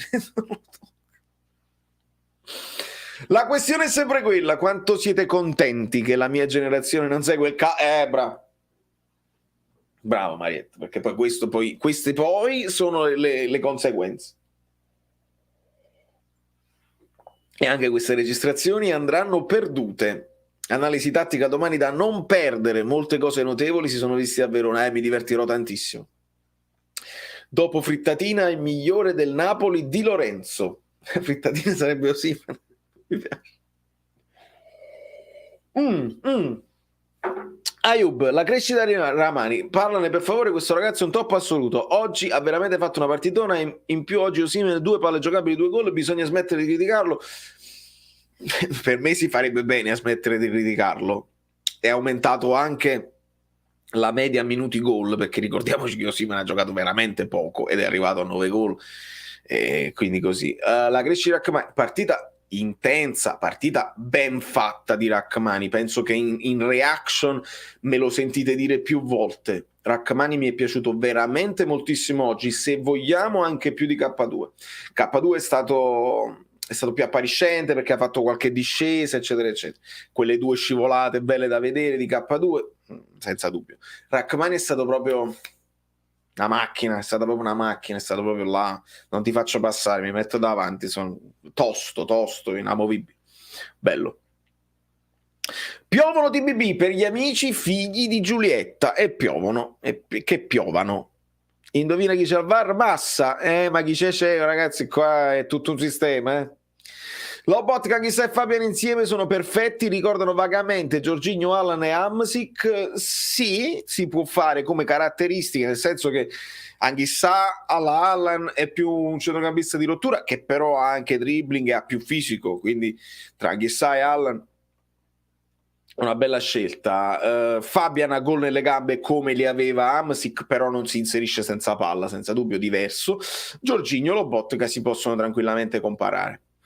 Che ne pensi della prestazione contro squadre fallose che non fanno giocare, andiamo in difficoltà? Anche oggi secondo me abbiamo molto sofferto, ma la fisicità di Zambo aiuta, senza dubbio. Abbiamo fatto una partita diversa in questo caso, non ci siamo per forza incaponiti ad avere palla e quindi a soffrire questa cosa. Abbiamo lasciato un po' e un po'. 50% di possesso palla, e se c'era da fare battaglia non ci siamo tirati indietro. Questo mi è piaciuto molto e lo registro.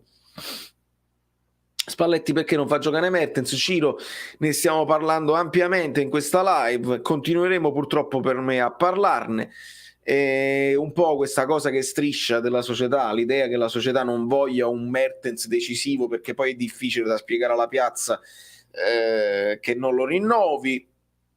Un po', io ti dico, tatticamente, tecnicamente Spalletti è fissato con questo equilibrio e crede che con Mertens hai meno equilibrio, sta utilizzando sempre di più centrocampisti come trequartisti. In questo momento addirittura abbiamo utilizzato il 4-3-3, quindi spazio per Mertens oggi non c'era. Questa è la realtà. In fase di possesso anche Sao Fabian si alzava e diventava 4-2-3-1. In fase di possesso, Edoardo, hai ragione, è chiaro che a turno, ma questo avviene nelle mezze ali del 4-3-3. Quando si faceva con Sarri e non si è mai parlato di 4-2-3-1, si è sempre parlato di 4-3-3. Ti ricordi che Hamsik era sempre avanzato, che andava, anche Allen faceva gli inserimenti. Quello poi significa lo sviluppo della manovra. In fase di possesso, qualsiasi modulo a un certo punto diventa 4-1, diventa 5-1 addirittura, perché quando Di Lorenzo arriva fino in fondo non è che è cambiato il modulo, è sempre un quarto di difesa che arriva. Quindi va bene così. Non ti preoccupare sul minuscolo, Mario. Abbiamo capito i risentimenti muscolari altrove, te l'ho letto, no? Non ripetete altrove. Allora, io vi permetto di riscrivere tutti i cose, però tu stai proprio col copia e incolla furioso, quello là così, copia e incolla, calma, perché poi non leggo più niente. Senza denari non si canta massa. Secondo me in partenza eravamo 4-4-2, Politano sembrava esterno di centrocampo mentre Lozano quasi a fianco di Osimhen. Parlo dello sviluppo. Ci sta come discorso, poi andranno viste le posizioni medie. Politano molto esterno, sì. Lozano più vicino, sì, quindi ci sta. Ovviamente è una questione proprio di traslare anche per far muovere gli avversari. Ancora Torino vicino al 2-0. Secondo te chi può essere l'anno prossimo il portiere giusto da prendere? Venom non mi fa parlare di mercato perché veramente non lo so e lascia il tempo che trova. Tanto Dio esiste, il Toro vincerà. Noi no, non si può. In quanti abbiamo tremato con Ospina? In tantissimi, io in testa, Vittorio. A DAZN lo vogliono giustificare il VAR dicendo che Ranocchio tocca il pallone. Qualcuno gli spiega che prima... No, va bene, questo proprio non si può dire. Prossimamente nei cinema il nuovo film di Paolo Sorrentudor, È stata la mano di Faraone. Brutta cosa che quella cosa là. Da FIGC a WWE è un attimo. Come possono permettere tanti di questi falli? Aspettava il secondo tempo. Lo so, Sarraci, ma questo è quello che ci diceva anche il nostro amico ex arbitro Alberto. Se tu lo permetti, sai che il Verona fa questo gioco qua e quindi si gioca 40 minuti totale. La partita è di 90, si è giocato 40 minuti. Vi sembra una partita di calcio? No. È una partita bella da vedere che si vende all'estero? No. Quindi ne va anche il bello del calcio italiano. Non c'è dubbio. Sul fallo da rigore su Victor volevo chiedere a Doveri. Solo io mi sono fatta sotto quando Spina no e mica tu. Sì, è brava. Mi aiuti a ricordare anche questa cosa qua, perché anche lì con la spalla abbiamo tremato. Osi ha stretto i denti e è rimasto in campo. La crescita di Rachmani l'abbiamo parlato. Ragazzi, sono io che sono anche in ritardo con i messaggi che scorrono velocissimi, quindi andiamo in fondo. Sono in ritardissimo. Ho visto oggi una squadra molto larga sulle fasce, soprattutto in fase offensiva, e secondo me ha aiutato Osi a non trovarsi troppo avanti rispetto al solito. Sì.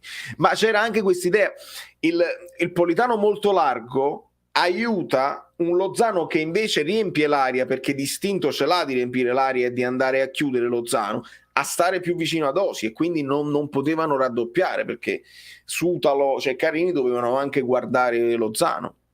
È stata studiata bene, secondo me, ragazzi. Bobotta nel controllo palla a centrocampo, in A per me il migliore. Enrico, facevo un confronto, un giocatore che sta crescendo molto in questa finale di stagione è Arthur, giocato da Juventus, molto anche come si dice, bistrattato, giocato poco, eccetera eccetera. Se guardate Arthur e Bobotta sono molto molto simili per come giocano, proprio controllo orientato, il girarsi, tutto di destro, piccolino, baricentro basso e smistare i palloni velocemente, anche palloni facili, molto simili, molto simili. Sono giocatori utili. Secondo te un eventuale Champions darà una spinta per una rivoluzione il prossimo anno o non vedremo grandi movimenti comunque? Penso agli obiettivi del prossimo anno. Anthony, è difficile da dire.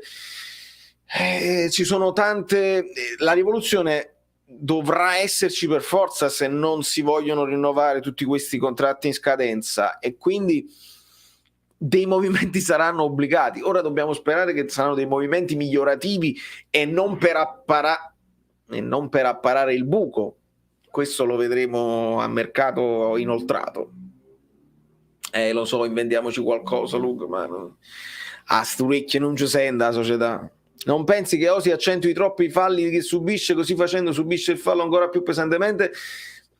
In qualche modo sì, è proprio il suo modo di fare, che quando cade poi accentua molto, eccetera eccetera. È come anche quando non gli arriva un pallone, no? Che magari il cross era anche buono ma viene anticipato, lo vedete come mannaggia, proprio si sbatte così. È proprio il modo di fare suo, ragazzi, non è che vuole come si dice, simulare o accentuare, è proprio il suo modo, il suo stile di vita che è così, è un po' estremo, non c'è proprio dubbio. E ringrazio, ma è un rinnovo perché mamma che ansia, è sempre con noi, e lo ringrazio per essere ancora con noi. Abbiamo nel frattempo superato i 300 like e siete bravi e bellini. Zeco segnato, pareggiato l'Inter. Visto mai Bobotta tirare in porta, pagherei per vederlo, e non è nelle sue caratteristiche, questo non c'è dubbio. Le polemiche devono esserci, altrimenti le trasmissioni, infatti non sia mai parlasse di tattiche, tecniche, non sono preparati. Lo stavo appena scrivendo, un robot più forte di Orto del vero Arthur, esatto, molto simili come caratteristiche, non per fare l'uccello del Marocurio, ma queste sono le classiche partite che la grande squadra come l'Inter vince con un paio di tiri schifosi. Ma sì, capita spesso. O si accentua di tutto, anche sui profili, esatto. No, ha fatto un gol, quindi penso mi stai parlando di Zeco, Roberto, che ha fatto un colpo di testa, e quindi mi tenete anche aggiornato sulla questione dell'Inter. Ragazzi, guardiamocela, ve lo consiglio io, ma poi non fatemi pompiere, guardatevela per studiare un po' di calcio in più, per magari vedere come si affrontano le squadre di Juric, anche per prepararci un pochino alla partita con l'Atalanta. 4-3-1-2 con i tre di oggi, un centrocampo con Zielo. Allora, i tre di oggi, quindi Lobotka, Fabian Anghissà, con Zielo dietro Osimhen con Mertens o Petagna. Bellissimo, Davide, per carità, bellissimo. Praticamente rinunceresti ai due esterni di oggi, che sono Lozano e Politano, che mi sono piaciuti, che però hanno sofferto un po' quest'anno e stanno comunque soffrendo a livello realizzativo. Ci aggiungi un Mertens vicino ad Osimhen, due che segnano, ci metti un Zielinski dietro che segna. Allora, sulla carta, io poi non lo so, gli equilibri, il sistema di gioco, Spalletti lo saprà meglio di noi, di tutti noi, però sulla carta è tutto logico quello che mi dici, mica male, gol mangiato. Si strappa i capelli, sì, come un pazzo, però mannaggia, non mi è arrivato il pallone, bravo, anche quando dice bravo è plateato. Gufiamo il giusto, ecco il giusto.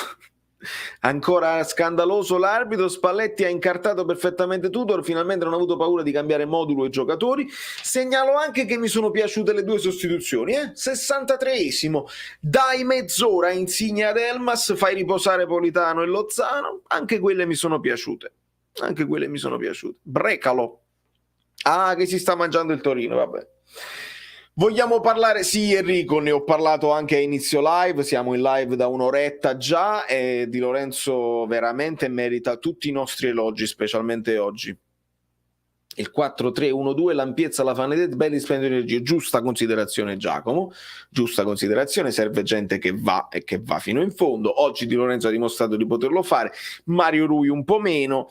Ovviamente non è neanche detto che lo debba fare per forza, perché se tu già stai riempendo l'aria con 2, con Osimhen Mertens, se scende uno, Zielinski può coprire, capito la cosa, poi riempi di più l'aria.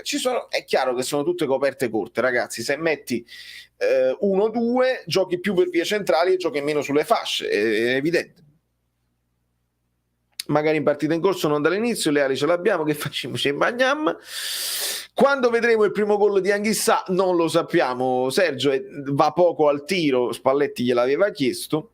Bella idea, non credo Osi abbia le qualità per far girare il pallone tra le linee, non è il suo punto di forza, senza dubbio.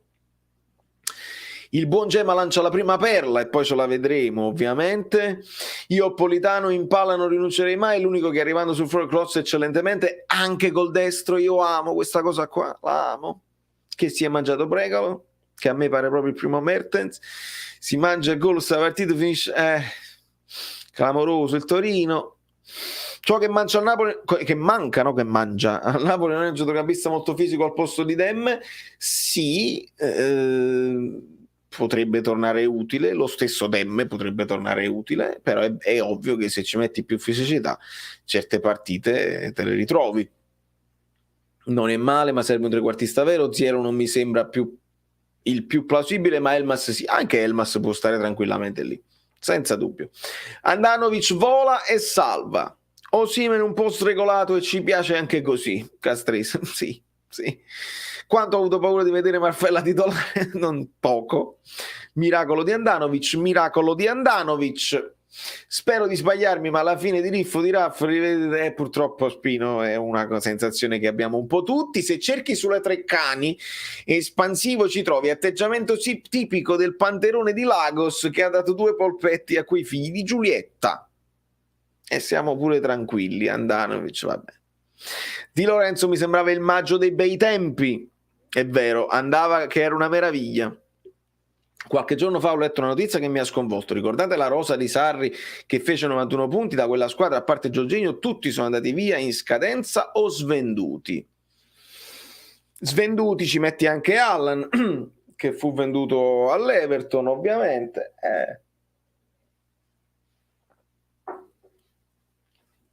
Sì. Tenerezza di KK che passa la macchina. Sì, bello, anche quello è stato un passaggio bellissimo. Fai la fotografia che poi ti fanno la fotografia che tu la fai la fotografia. Non un grandissimo scatto quello di Osi. Lui ha lo scatto, capitemi bene, lo scatto, ma non lo scatto. Io farei giocare 2 esterni, uno a piede invertito, l'altro con il suo piede. Anche a me piace come soluzione in generale. Attenzione alla Juve o credere allo scudetto? Tutte e 2 le cose, Pietro, tutte e 2 le cose. Attenzione alla Juve, perché attenzione alla Juve, se tu credi nello scudetto e guardi avanti è chiaro che ti tieni la Juve dietro, quindi tutte e 2 le cose. Anche se però non si dovesse arrivare allo scudetto, perché tu vedi il Milan che comunque stiamo in vantaggio e vediamo l'Inter che ha sempre una partita da recuperare e tu dici lo scudetto non lo posso vincere, ti puoi mai ammosciare e pensare solo al 4º posto così? No, vai forte, dimostra che stai migliorando rispetto all'anno prossimo, perché rispetto all'anno scorso, perché è vincere che ti porta a vincere, la mentalità perdente che dobbiamo perdere. La fisicità del gol del Verona e il povero Gabbiani, Mario, infatti. Ma perché non proviamo KK ala così doppi passi alla CR7? Enrico, non esagererei. KK ci serve dove ci serve, perché poi abbiamo visto lui va in fondo a doppio passo, però si è incartato KK, quindi non ha l'abitudine a fare quello. Che bella partita del Torino, dominio. Oggi l'abbiamo interpretata bene grazie alla duttilità di Anghissà, su questo per me non c'è dubbio, ha dato fisicità ma soprattutto qualità nel dribbling, Lobotka non ne parlo neanche. Ti aggiungo alla fisicità e alle qualità del dribbling il dinamismo, veramente stava dappertutto Anghissà, veramente ha coperto zone di campo dappertutto, veramente molto molto interessante. Bravo Alessandro, Pellegrino, voi e tutta la storia che giocate in 12, unica squadra, ma che è successo? I TVB devono partire? Fatemi vedere se lo merito oppure... Ah, il pagliaccissimo, ok, dai, pagliaccio, pagliacci, siete dei pagliacci. Questi sono pistacchi, i pistacchi Wonderful, da non confondere con la città di New York. I pistacchi Wonderful sono i pistacchi dell'amore. Tu li mangi uno alla volta, sono già senza, come si dice, senza guscio. Quindi tu li prendi, te li mangi uno alla volta e sono nutrienti, ti danno energia, non ti fanno ingrassare. Ma non dicero strunzate, che più le cose che non ci sono andate bene anche oggi come arbitraggio che non a favore.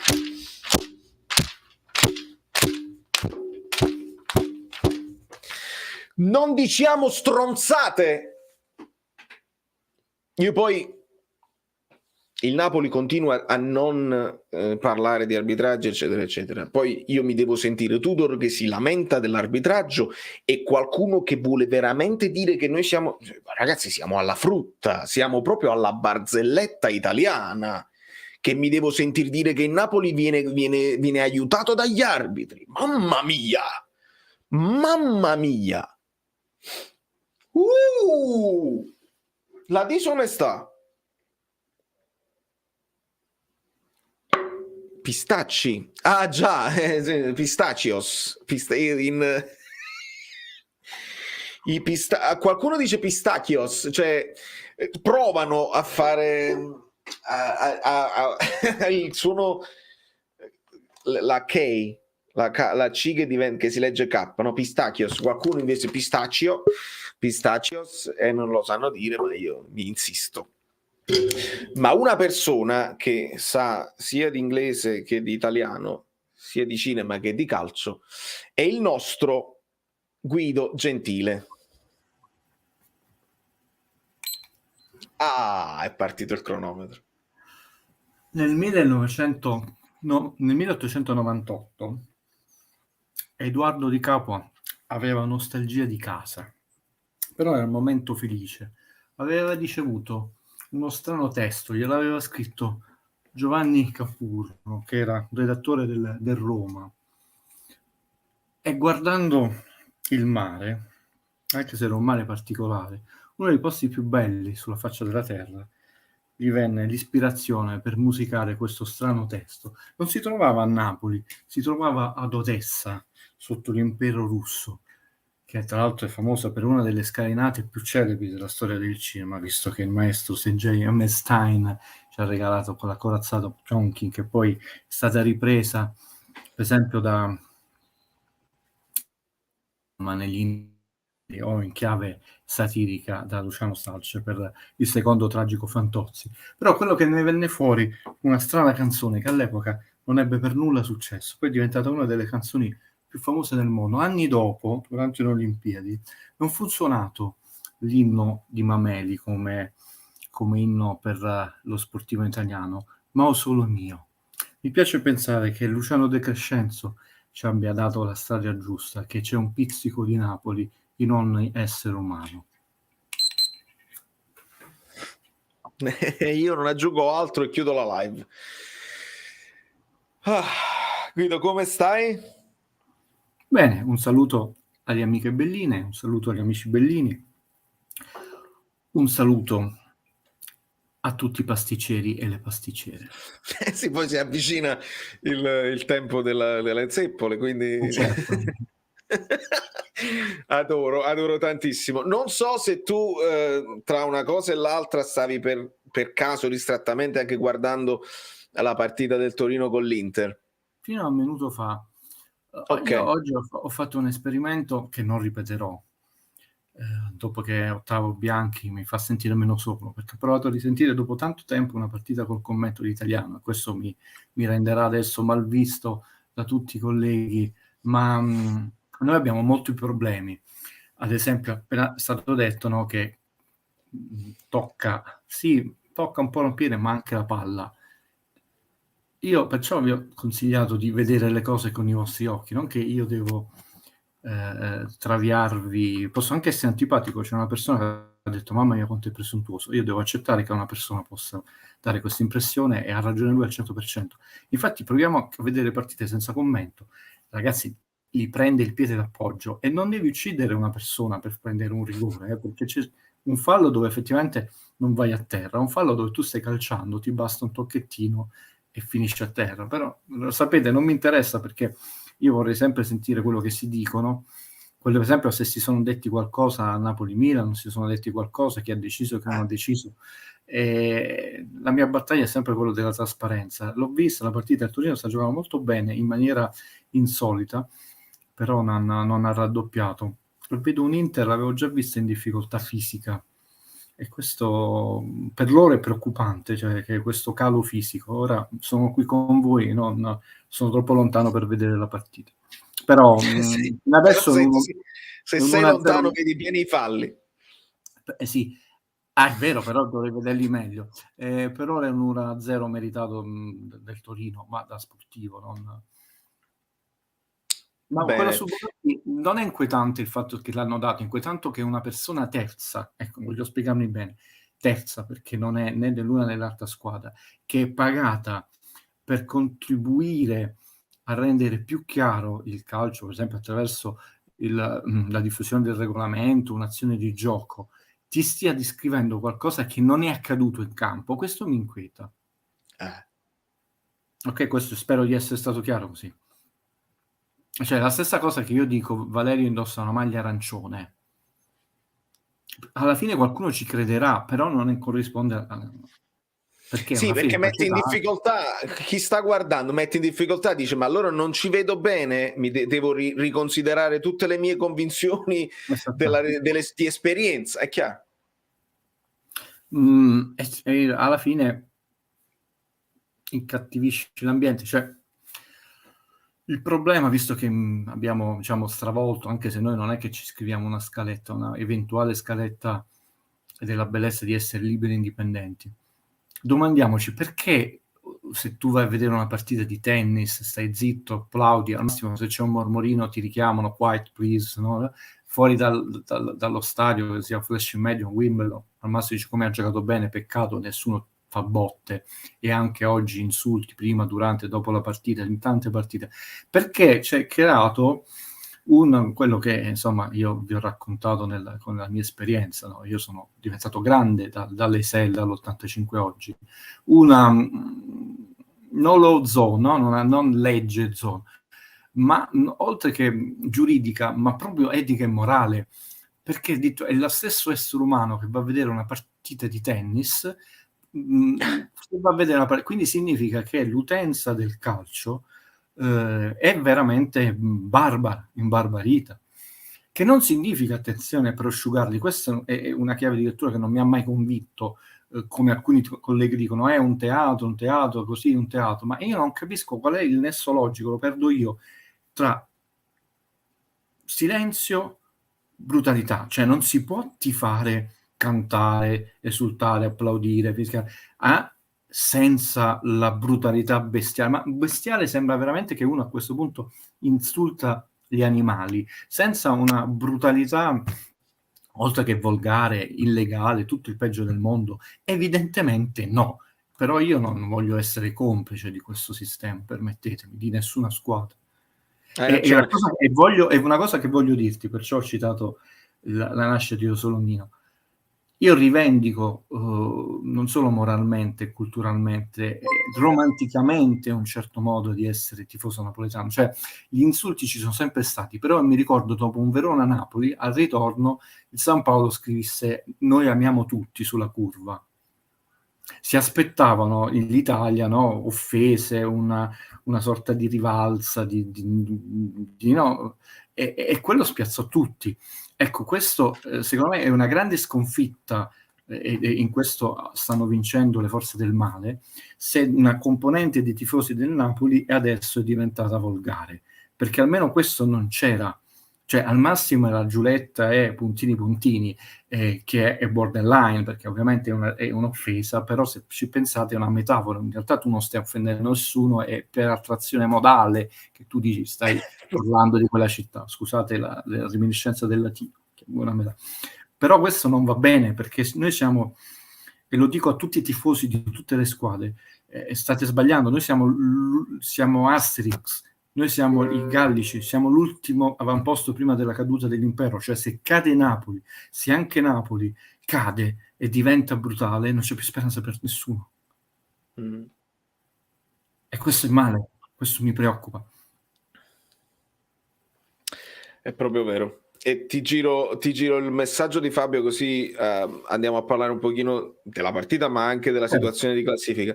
Fabio ti diceva che con questo momento, insomma, particolare, l'Inter, aspettiamo che finisca la partita, ovviamente l'Atalanta sta in flessione. Se il Napoli dovesse fare 3 partite nelle prossime 9, la Champions si avvicina proprio a livello matematico, no?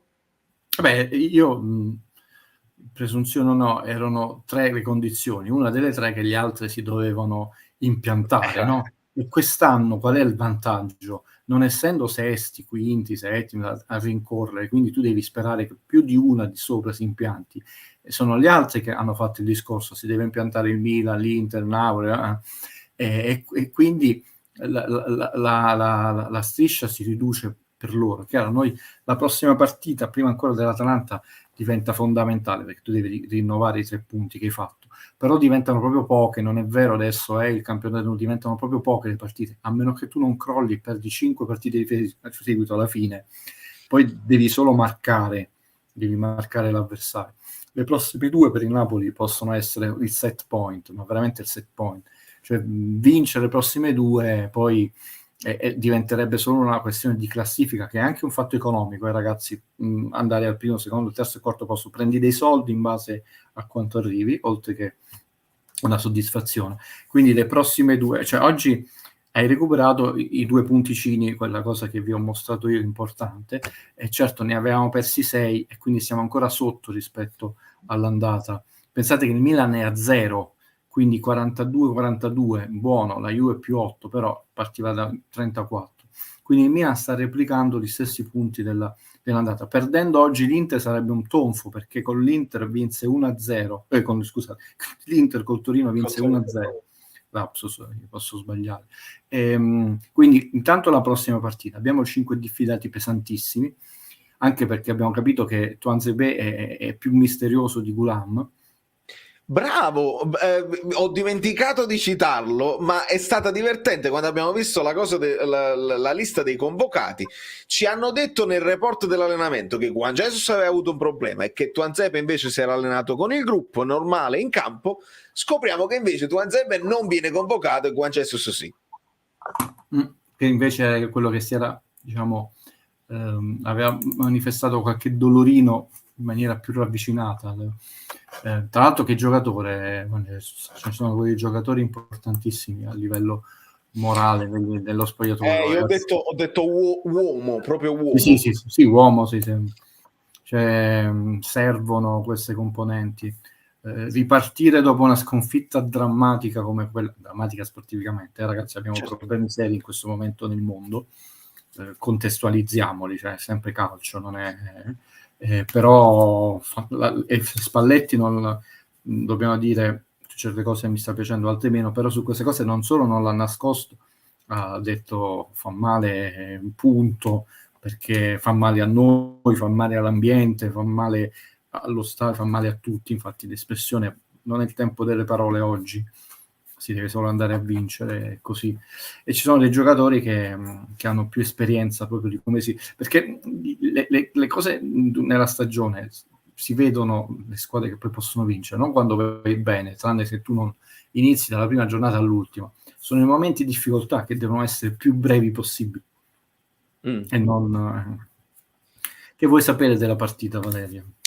Allora, nel frattempo ti giro, saluto Stefano Rossonero e con lui saluto tutti gli amici bellini di altre squadre che comunque passano sul canale, che ci fa piacere. Ovviamente Stefano ci sottolinea quello di cui stavamo parlando anche prima, certo, e vedere il VAR non dare il rigore netto su Belotti, che poteva essere il 2-0 del Torino, fa un po' arrabbiare. Il solito abbraccio rossonero. E ti giro questa considerazione di Roberto: se questa provocazione fosse mirata proprio a far scoppiare Napoli, il discorso che stavi facendo prima, che dà fastidio alle tre sorelle, è palese da troppo. Spero di aver capito male o di aver fantasticato troppo. No, ha capito proprio bene questa persona, ha colto. Aspettiamoci qualcosa di interessante tra adesso, cavallo. Noi abbiamo un problema in Italia, nel senso, sempre calcisticamente parlando, che nel momento cruciale dove si destina, perché comunque io vediamo la partita di stasera, vedevo l'Inter favorita, se oggi dovesse perdere è una brutta botta, deve sempre recuperare una partita inutile col Bologna. Però noi abbiamo un problema serio in Italia, nel senso che si ferma il campionato, non per le solite, come capitava, amichevoli inutili di febbraio-marzo che spesso giocavano le nazionali, per il playoff mondiale. Perché Elmas contro Insigne.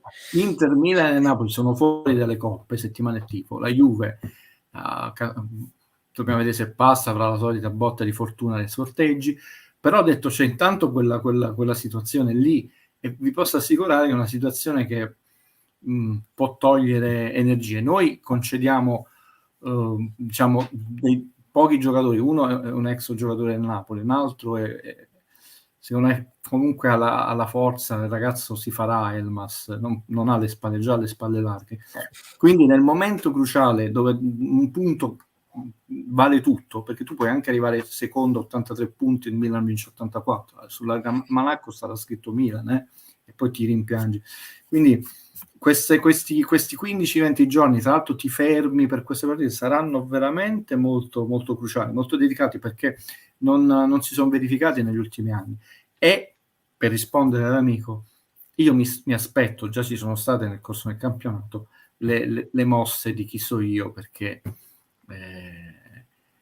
tu due, come dice Lucas, sempre due sono, un maestro e un apprendista, sempre due sono, non puoi, quindi devi far fuori una, politicamente ricordiamo parlando. questa cosa, se qualcuno non fosse buono e brutto e cattivo, esatto.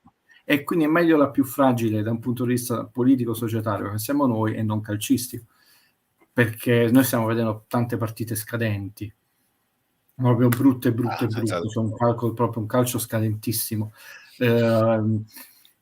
Sarà presunzione, in realtà è cercare di preparare le persone al futuro, però insomma mi fa ridere che io ve l'ho detto molto in anticipo dal girone andato e il girone di ritorno. Si abbassa allora, sono divino Telma o è semplicemente accettare le serie storiche?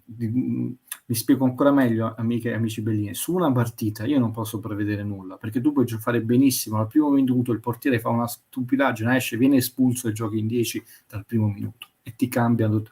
Quindi sulla partita effettivamente ci può essere l'imprevisto, ma siccome una stagione non è una partita e si aggiunge a altre stagioni, veramente è più facile riuscire, almeno dal mio punto di vista, quello che io vedo, ho detto questa cosa una notte segretamente a Valerio, è come se io vedessi molto meglio da lontano, e da vicino ci può anche essere qualcosa che mi copre un po' gli occhiali, però da lontano non solo vedo nitidamente, ma vedo col cannocchiale, quindi è molto più facile analizzare alla lunga una stagione, anche se può sembrare presuntuoso, come ha scritto qualcuno, semplicemente è poi alla fine accettare la realtà con i numeri, e questo è importante. Cioè, oggi hai visto su 99, in realtà 100, perché poi ha dato un altro po', diciamo, comunque 99 minuti segnati al referto, si è giocato 40 minuti e 31 secondi, non è possibile. Però ha detto, com'è, sono il divino Telma che ha indovinato? No, è semplicemente che perdo un sacco di tempo a studiare, segnalare, tu non sapete quanti file, poi ci sta quello là che deve venire a segnalarmi l'errore ma bravo, hai segnato l'errore, sbagliamo tutti. A me preoccupa molto di più che ho fatto un errore di valutazione sulla gestione Mertens e chiedo vernia, non su quella singola partita, però sulla stagione è molto difficile. E Valerio, che sta facendo un lavoro fantastico con i suoi due amici del mercoledì, sta vedendo, perché sono veramente bravi quei due ragazzi, quanto diventa sempre più scientifico, perché tu accumuli un sacco di dati, no?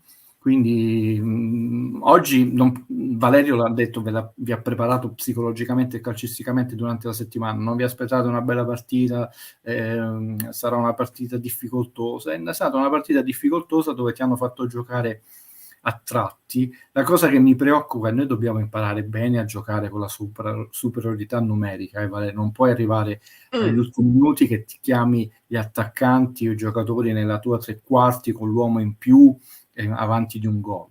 Dall'altra parte giusta osservazione per una completezza, perché noi abbiamo sofferto i primi 10 minuti, poi siamo riusciti a palleggiare nella parte centrale del primo tempo, tant'è vero che hai segnato, ed è stato un primo tempo anonimo. Considera che il Napoli oggi ha fatto un 1-2, cioè ha vinto 1-2, non con l'unico tiro in porta, quello è normale, noi siamo maestri in queste cose, però effettivamente 8 tiri, ma nessun tiro non pericoloso, minimamente pericoloso a Ospina.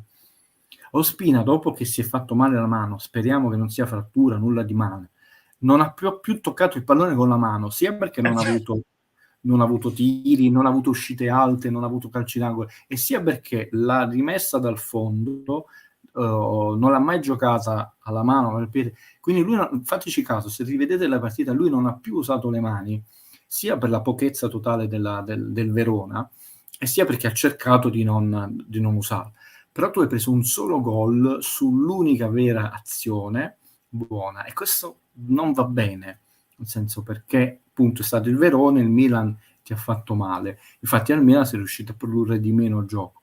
Ci sono quelle sbavature, scusate, che nel corso della stagione ci sono costati quei punti che veramente ci portavano lì in alto, e oggi potevi fare la voce grossa. Bene. Poi da un punto di vista tattico lo vedrai bene tu, interessante la posizione di Lozano, che sembra meno brillante perché un giocatore deve entrare in forma, però ha aperto spazi agli inserimenti di Fabian. Non so se avete notato. Che è quello che è andato di più al tiro, perché da tacchino risulta che Fabian è deviato, Fabian parato, Fabian di destro fuori, e quindi nel primo tempo è stato quello che ha fatto più degli altri. Ma sono interpretazioni del calcio. Se tu vuoi giocare sugli spazi, se vuoi giocare sulla corsa come fa Gasperini uomo su uomo, il Napoli gioca palla a terra, e oggi ha provato a giocare sugli spazi per aprire la scatola, diciamo così, come si dice in gergo. Sì. Nel frattempo mi chiamano i 5 minuti di recupero nella partita tra Torino e Inter. C'è un tema che sta lì, insomma, latente, che dobbiamo sfiorare, dobbiamo parlare. Tore addirittura probabilmente sa di esagerare, non vorrei azzardare la blasfemia. Mertens è stato il nostro mini secondo Maradona, merita rispetto, e Luca Leardi ci dice: non voglio essere logorroico stasera, ma Guido cosa ne pensa del caso Mertens, il fatto che non trovi neanche un minuto più in campo? Beh, io ve l'avevo anticipato, mi dissi qua proprio nessuna persona al mondo può permettersi nulla, perché ho anche diviso, diciamo, l'amore, almeno lo dichiaro da un punto di vista proprio dell'onestà intellettuale, umana proprio, neanche calcistica.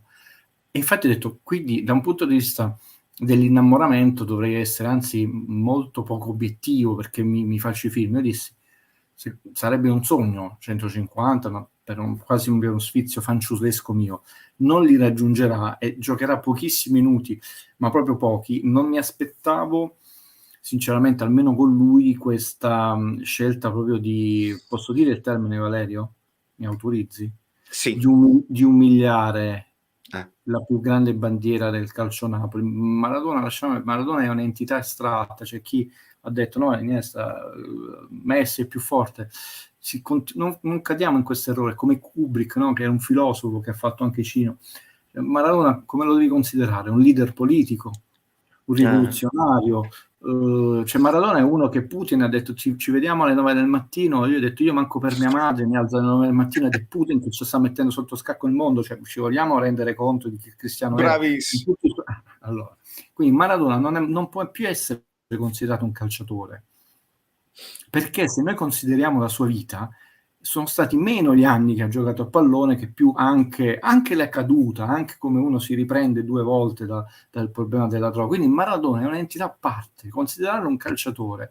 Se uno vuole dire Ronaldo è più forte di Maradona, ma lo dicesse pure, mica io lo voglio contraddire, se prova con l'emozione. Il punto è che storicamente sto parlando, vale, proprio storicamente, come personaggio storico ormai, Maradona, come lo dici, leader politico, diceva ma non aveva un partito, ma tu puoi influenzare le persone pure non avendo un leader. È vero. Nel frattempo ci segnalano l'1-1, giusto? Facciamo cronaca. La più grande, questo è un punto che può sbagliare le carte, è parecchio, soprattutto ad anni del Milan, la più grande bandiera, questa umiliazione, perché facciamo una previsione per scherzare, no? Viene ammonito, sì, salta l'Atalanta, perdiamo 3 giocatori per diffida, fai una partita bruttarella come il Cagliari, che quelle squadre non ti fanno giocare, Mertens che non gioca da mesi praticamente, e quindi tu dovresti considerare che una persona ha bisogno di tempo per rientrare in forma quando perde, no? Gioca così perché l'Atalanta non ti fa giocare, là, non è buono, il Mertens il vecchio, come si chiama? La campagna che stanno facendo siti, che dovrebbero essere siti del Napoli, questa. Quindi male, cioè per dirvelo, insomma, apro il file, aspetta la luce, cioè Mertens, cioè quello, negli ultimi partiti ha fatto 0 minuti, 19 minuti, no questo, sì, 99 minuti, 11 minuti e 22 minuti, che sono sempre gli ultimi minuti. Ragazzi, negli ultimi 2 mesi questa persona ha fatto una sola partita, quella Ricordiamo i 99 minuti di Cagliari, oltretutto con modulo diverso, cambiato, quindi molto imbarazzo tattico anche. Quindi certi giocatori dobbiamo aspettare, non che lui si sia dimenticato di giocare a pallone, però è evidente che c'è stato un cambio di strategia notevole, cioè lui oggi entravano o non entrava gli ultimi 2 minuti, non è quello, ma lui ormai nelle scelte è dietro un as, dietro Petagna, è una questione molto delicata che affronteremo a finisco stagione, perché voi non dovete soffermarmi adesso su quanti minuti farà 1 minuto in più, un gol in più, ma su una questione anche di legacy.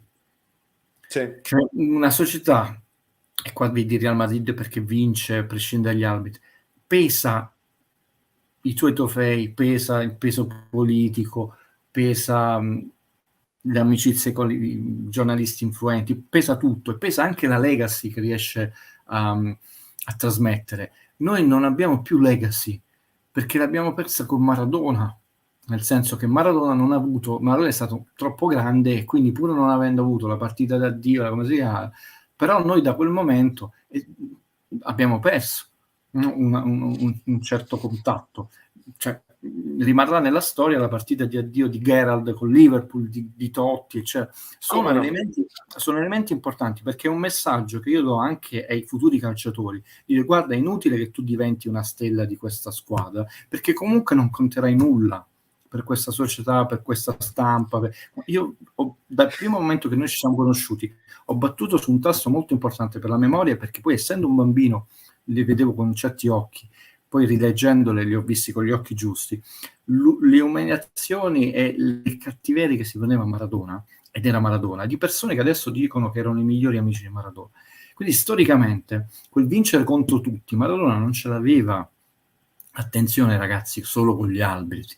Lui capì, perché ci furono tutta una serie di strumentalizzazioni, non a caso poi lui era amico solo di persone con le palle come Minà, e gente che ha mantenuto la schiena dritta nel giornalismo e aveva cultura innanzitutto nella vita. Citiamo quelli bravi. A Napoli devi vincere contro tutti, ma tutti a partire dal tuo ambiente.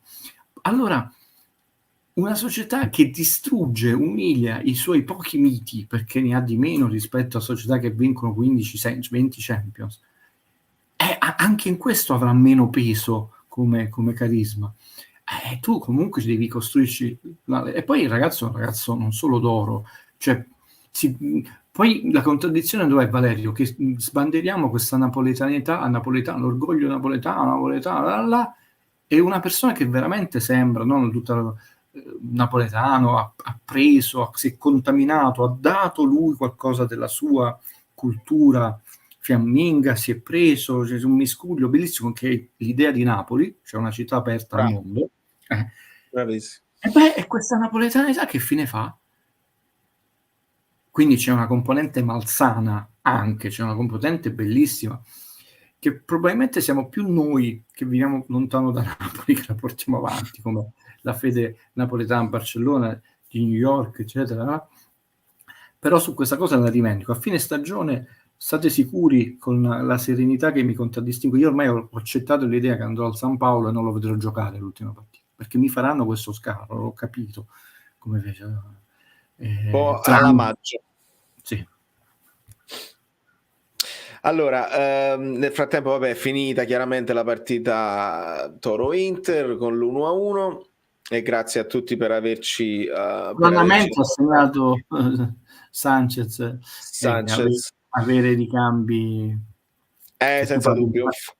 Se tu paghi quei soldi uno stipendio a un quinto attaccante che mostro di nuovo a Vincenzo Di Guida gli XG con Napoli che supera i 2 e col Verona che si avvicina all'1.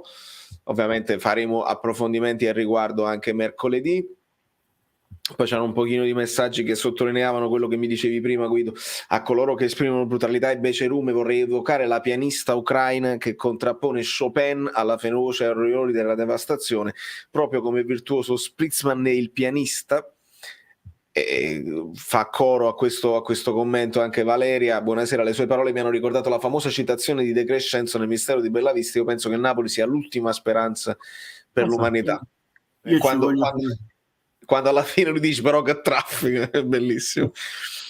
E Angela ti chiede che voto daresti a Victor. Io 9,5, ha fatto benissimo la partita di Osimhen.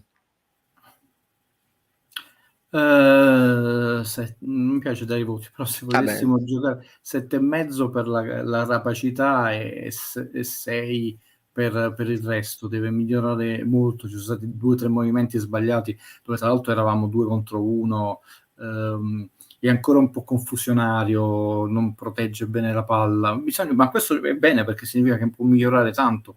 Ma io odio, sai, la frase, la critica costruttiva. Non esiste critica costruttiva, poi dice no, ma noi siamo costruttivi. La critica, facendolo per mestiere, è analisi. Cioè tu guardi e smonti il film in base a quindi guardi e smonti la partita. Però il ragazzo c'ha voglia e ci crede, e questo è il motore principale del Napoli in questo momento. Al di là dei suoi limiti ancora tecnici, questo proprio, perché poi nello sport, sperando che ci sia appunto sport, competizione leale, ma questo poi che affronteremo, è quello che ti fa vincere. Vedi che cosa ha fatto Benzema, mamma mia, e continua a fare ha fatto che continua a fare. Losco non è il 100%, cioè non è che è una questione di fonti, semplicemente stiamo analizzando quello che sta succedendo. Il Napoli ha l'opzione e non l'ha esercitata. Mertens ha fatto dichiarazioni d'amore da tutte le parti, accetta decurtazioni, eccetera eccetera. Il Napoli non si è mosso, dobbiamo aspettare la fine del campionato, vedere se Mertens... Non credo che Valerio sia tanto amico in confidenza, poi potrebbe, di Antonio Giordano, però quando ci fu quell'articolo, quella bellissima, deliziosa, disponibilissima intervista, tolta il primo livello, come io guardo il film, che è bellissimo, la storia, l'emotività, poi ho incominciato a riflettere, e anche quello che è successo in determinate trasmissioni, cioè subito è stato definito paraculo, come sia tutte le pedine. E poi se noi guardiamo il quadro d'insieme, tutto quello che si dice, che si fa, e io vi dissi in diretta, questo secondo me non è la mossa disperata, perché né di Mertens né di Giordano, è veramente, vedrete che in futuro potrebbe anche uscirci un libro, una cosa dietro il quinte, veramente, oltre che un gesto d'amore, quindi il collega ha fatto qualcosa di parte corretto, giornalisticamente parlando, molto bello. metteteci un puntino su questa, con un circoletto rosso, perché questa cosa potrebbe diventare qualcosa per il futuro come storia, nel senso che era solo un'intervista, oppure per dire era il canto del cigno e almeno io mi tiro fuori da questo mondo perché so che non posso influire, però non, è come guardarsi allo specchio, no? Io mi guardo allo specchio e ho detto sì papà, però che mondo di schifo mi hai consegnato. No, invece se uno prova a fare il tutto, ho detto almeno io davanti allo specchio, davanti a mio figlio, dico io ho cercato di consegnarti un mondo onesto, non sono manco riuscito a fartene uno meglio del mio, però la coscienza ce l'ha posta. Ecco, mi sembra quasi che sia una presa di distanza rispetto a determinate persone dell'ambiente, e quindi lui si è tirato fuori. Però è un'impressione in più, un secondo livello che sto guardando, che significa che non c'è nessuna speranza, che significa che io dissi, se è vero che ci sta succedendo questa intervista in questa chiave di lettura, a questo punto il minutaggio sarà ancora più basso di quello che ho previsto, fino adesso è stato bassissimo, lo stiamo vedendo numeri alla mano, perché chiaramente anche se Mertens facesse, ve lo dico proprio nero su bianco, domani tripletta e vince lo scudetto, veramente si è deciso di cioè di non fargli la proposta, manco di 1 milione, non gliela fa. È chiaro che avrebbe qualche settimana di rotture di scatole per dire, ma come, tu non rinnovi uno che ha fatto 15 gol negli ultime 7 partite? No? E ti Però, risponde, sono io il vostro Mertens, ho vinto lo esatto, però poi dice è vecchio, e ci sarebbe comunque tutta quella intelligenza napoletana che sta rompendo le scatole da 3 anni, è vecchio, il Mertens l'anziano, però rompe le balle perché dovevamo prendere Ibrahimovic che ha 6 anni più di lui, sta sempre rotto, carisma da morire, lo sappiamo benissimo, però io vi dissi è molto rischioso prendere un giocatore di quell'età, perché quando ti fai male a 40 anni ci metti molto più tempo umanamente a recuperare. È chiaro. L'ho accennato io. Guido, mi chiedo anche a te, nell'occasione in cui gli chiamano un fallo in attacco a Mario Rui, poi il portiere probabilmente non si butta, magari l'avrebbe parata facile, però io No, che devi lì... parare lì? È arrivato in percussione, non la pari... No. L'ho detta tanto per dirlo, ma in realtà Mario Rui mi sembra che che il difensore vada al tentativo di spallata e non lo prende, va a vuoto. Stufalli io non l'ho visto. Ti rispondo così, però... Ok, metaforicamente. Sì, perché poi dici, quello è più lieve del contatto che ha preso Osimhen col Milan, che non ha dato rigore. Ed è più casuale perché non c'è la malizia che vai... Benvenuto. Prendiamo Sosa tra i nostri, magari è il Pampa Sosa tra i nostri nuovi iscritti. Ragazzi, iscrivetevi al canale perché domani ci divertiamo tantissimo. Secondo te questo Napoli ha voglia di lottare? Salvatore, io l'ho vista la voglia oggi, ho visto la voglia di lottare sulle seconde palle, ho visto una squadra corta, decisa, senza dubbio. E prendiamo subito e ringraziamo subito Vittorio Pensa. Bisogna fermare lo scempio della discriminazione, non si può andare avanti così ed essere indifferenti, bisogna fare sanzioni pesanti. Vittorio, io sposo... No. Non sono per niente d'accordo. Questo è un errore di superficialità, non c'è né discriminazione né niente. Questa non è manco ignoranza, essere proprio fuori qualcuno direbbe del religioso, e mi scuso l'espressione tipica, no? Dalla grazia di Dio. No? Questo è un errore del signor Vittorio Pensa. È troppo, c'è buonismo. Ho capito come una cosa del genere. Tra l'altro non è manco legato a una squadra. Vedete, mio fratello, che è un genio, che non si interessa di calcio, gliel'ho fatto vedere sempre perché dicevo se ci sono quelle condizioni di reato penale, ho detto no, già. Però lui se ne è uscito. Certo, però quest'odio, e lui non è tifoso, è veramente immotivato. Pensate, una persona di un'intelligenza e una cultura enorme, quindi non è una frase banale. Se noi ci pensiamo, perché non è quello, non è alla squadra a questo punto, è alla città, e tu stai augurando praticamente che quella città deve essere bombardata dai missili della Russia, no? I missili, qual è il messaggio? I missili della Russia, meno dell'Ucraina, fanno Napoli a tabula rasa. Per chi non l'aveva capito, no? Perché qualcuno non l'ha capito dei colleghi. E dov'è la discriminazione? È come se io dicessi tutti gli abitanti di New York che ha più squadre di baseball, devono morire sterminati dalla bomba atomica.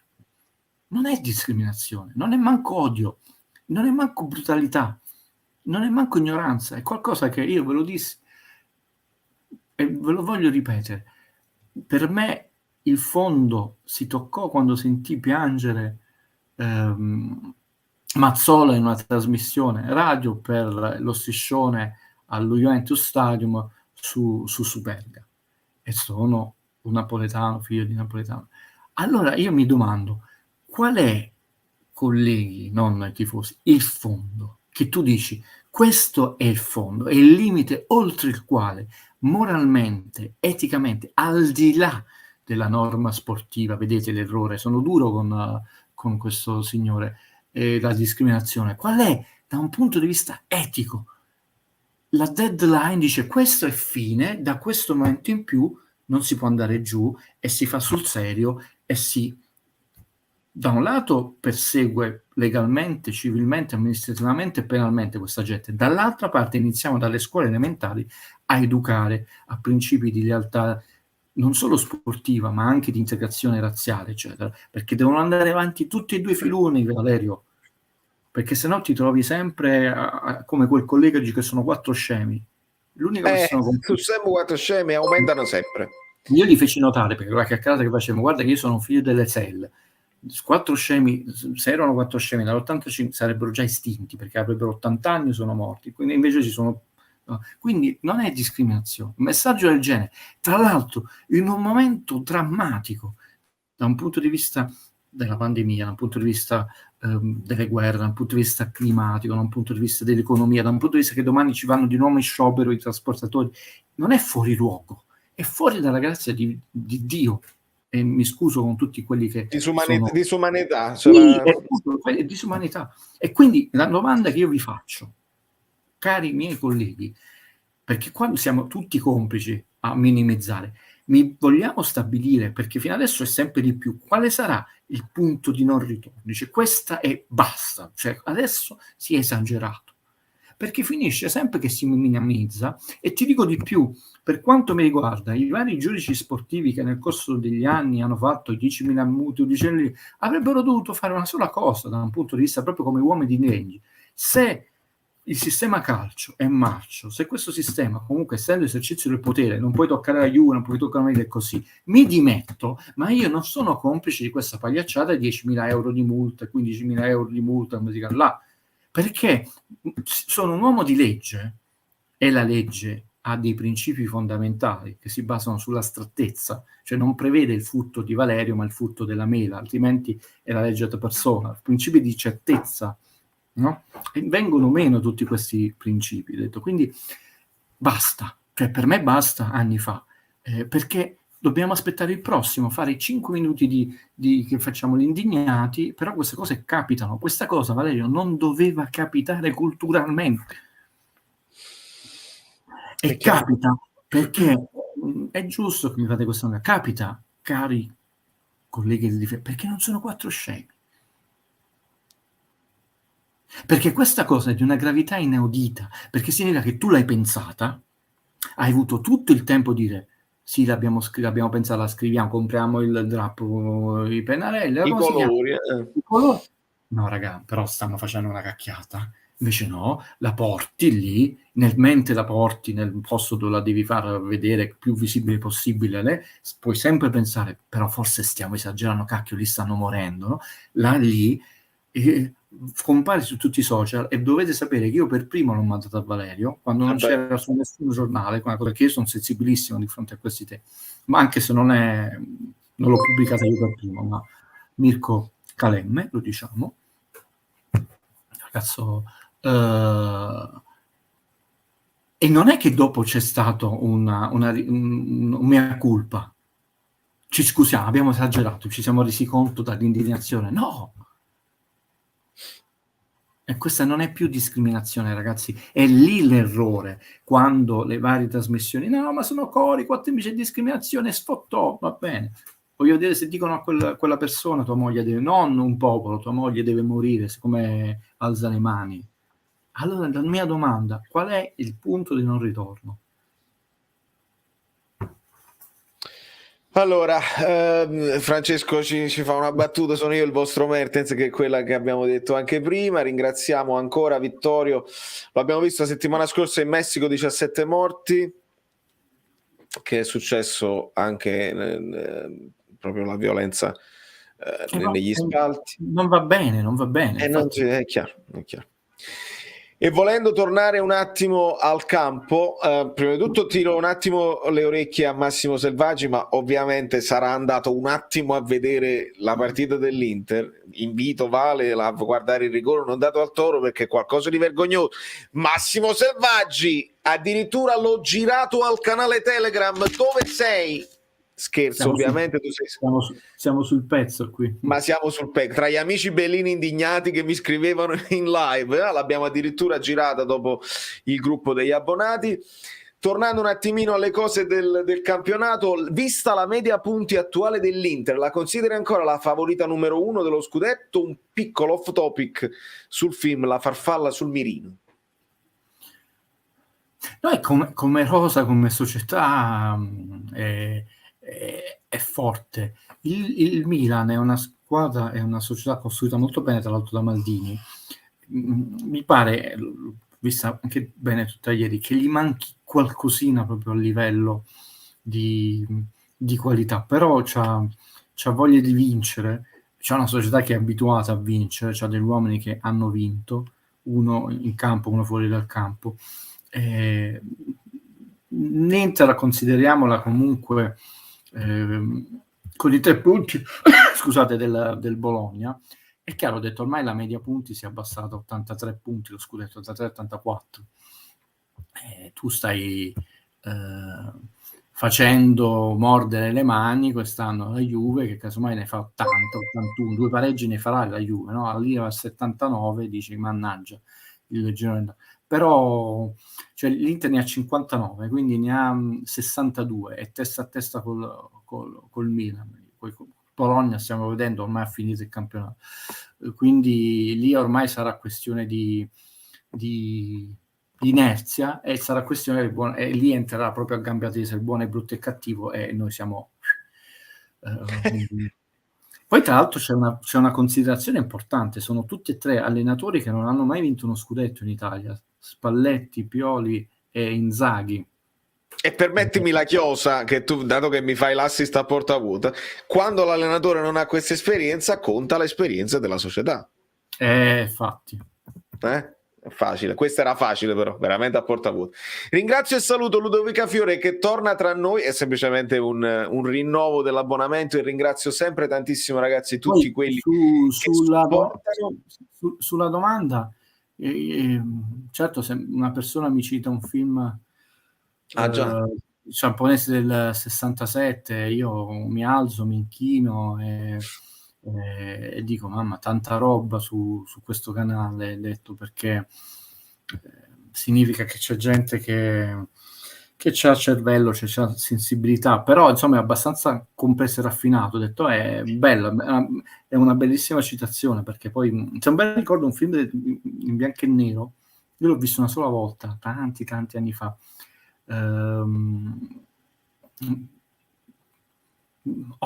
Ottimo riferimento. Se voglio capire però se è un riferimento cinematografico o una metafora che dobbiamo legare alla situazione sportiva, solo questo. Lo chiediamo e vediamo se ci aggiorna. Però una perla ti hanno tirato fuori. Ma per questo tutti gli amici bellini che vogliono l'approfondimento anche sul cinema e su quello che non è solamente calcio, Guido Gentile piano sequenza, l'ultimo video riguarda Il Padrino e non è solamente un'analisi del film e della restaurazione del film dei 50 anni del Padrino, ma c'è di più e di meglio, e non spoilerò niente perché è un video tutto da godere ragazzi, e lo potete trovare sul canale di Guido. Valentina ti chiede come state vedendo KK e Anghissà, mi sembra stiano recuperando la condizione dopo la Coppa d'Africa. In effetti l'inizio, Guido? È altra persona che c'ha l'occhio attento. Avete visto come la gamba sta smaltendo un po' di tossine? Oggi tanta roba Anguissa oggi, proprio dinamico, guizzante, e Koulibaly meglio di gambe, molto più sicuro, È vero che ogni tanto se n'è andato a fare le sue zingarate, però per esempio ha fatto zingarate senza perdere il passo e prendersi la munizione e tornare, non solo perché sa che è pesante. La condizione fisica aiuta anche quella mentale, perché poi tu di testa, ciascuno di noi, anche quando diventerà anziano, si sente sempre quel ragazzino, e che poi non rispondi con la stessa velocità. Quindi la Coppa d'Africa sembra che stiano smaltendo bene, però ragazzi, si è fatto male Petagna, vedete quello che vi dicono su Mertens, che è entrato benissimo in partita, non solo combattivo, concentrato, teneva bene palla, se ne andava sul fondo, in profondità, cercava il passaggio dello spazio e si è stirato, o speriamo non stirato. Quindi sembrano più sciolti rispetto alle prime 2 settimane tornati però lo diciamo sottovoce. L'osservazione ha visto bene, ha visto molto bene. Vediamo Armando Guida: per migliorare la proposizione d'attacco non è meglio far giocare i 2 laterali non con i piedi invertiti? Guarda, lo sai che oggi mi ha letto nel pensiero guardando la partita e ho detto ma non potremmo provare qualche volta quello che prima era la normalità e che adesso è diventato l'abominio, perché ti trovi sempre che poi devi rientrare sull'altro piede.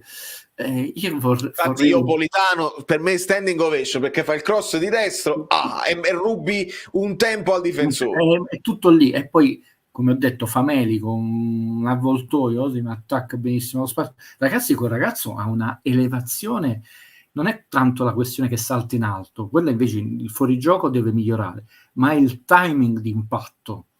Non è il primo gol importante di testa che fa e quindi tutte e due le cose. Bene il tempo di Politano in inserimento, bene il cross, hai guadagnato tempo sui difensori, lui attacca lo spazio, addirittura ha spiazzato il portiere. Guardate che quel gol che sembra facile invece è un gol che contiene tanti elementi tecnici e tattici interessanti. Su questa domanda io dico vorrei vedere ogni tanto come esperimento, anche perché è come il pianeta delle scimmie, andiamo a vedere che c'è dall'altra parte, può darsi bene o male, detto, allora vediamo, c'è acqua dall'altra parte.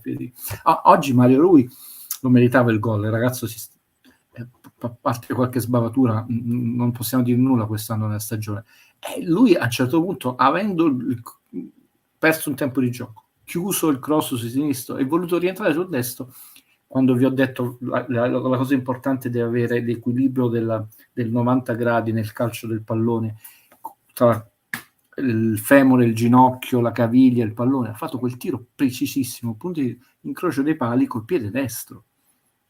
Quindi pensiamo, se noi giochiamo con i laterali con il loro piede dal loro lato, potremmo guadagnare forse un tempo di gioco che nelle partite rognose, Torino e Atalanta, potrebbe essere una chiave di lettura, però non siamo noi l'allenatore. Quest'anno, diciamo, il canale di Valerio veramente non si può rimproverare nulla, perché tra voi, amiche Bellini e Valerio, un sacco di intuizioni sono state anticipate, 70%, 80%, molto più di tante altre situazioni. Quindi lanciamo, c'era un bel dialogo prima col mister, che noi anticipavamo qualcosa che poi gli diceva. Vuoi vedere che ci fa vedere anche questo? Un asse a sinistra, Tozzano a destra? Si può ipotizzare. Allora, questo ovviamente ci riporta un attimo a quei discorsi che stavamo facendo prima. Se vogliamo risolvere questo problema, basta penalizzare le squadre di casa di 3 punti ogni volta che capitano questi scempi e vedrai come le società si muovono. E System ci aggiunge una cosa che non sapevo: Carmine Martino è stato costretto a chiudere il collegamento in anticipo perché in sala stampa l'aria era diventata troppo pesante, e sottolineo sala stampa, quindi non parliamo nemmeno più di... Vedete, ve l'ho detto prima, non mi basta, cioè, non mi interessa, per me puoi vincere tutti gli scudetti che vuoi, cioè io quello che mi interessa è che proprio culturalmente, non è solo, ragazzi, state perdendo il punto di vista della situazione, perché secondo me si è seminato male con discorsi sbagliati che hanno minimizzato. Prima tu andavi in montagna, c'erano degli sconosciuti ragazzini, non conoscevi, dici posso unirmi a voi, giocavi a pallone, andavi a casa, no? Dici mamma fatto, dove è stato tutto questo tempo? No, ho fatto amicizia, stavo giocando con degli amici in spiaggia all'estero, cioè. Adesso vai nei campetti che uno prenota, tutti vestiti con la maglia del loro fighetto di turno, con il centrino, come si chiama, tutti a imitare come se fossero i vezzi di questi campioni di turno, tutti e anche queste cose sono diventate uno sfogatoio, genitori che insultano. Quindi togli il campionato, cioè già il calcio, che prima era un fenomeno di grande aggregazione, al massimo c'era arbitro cornuto, qualche cosa, la Juve, queste cose qui, chiacchiera dal bar, no?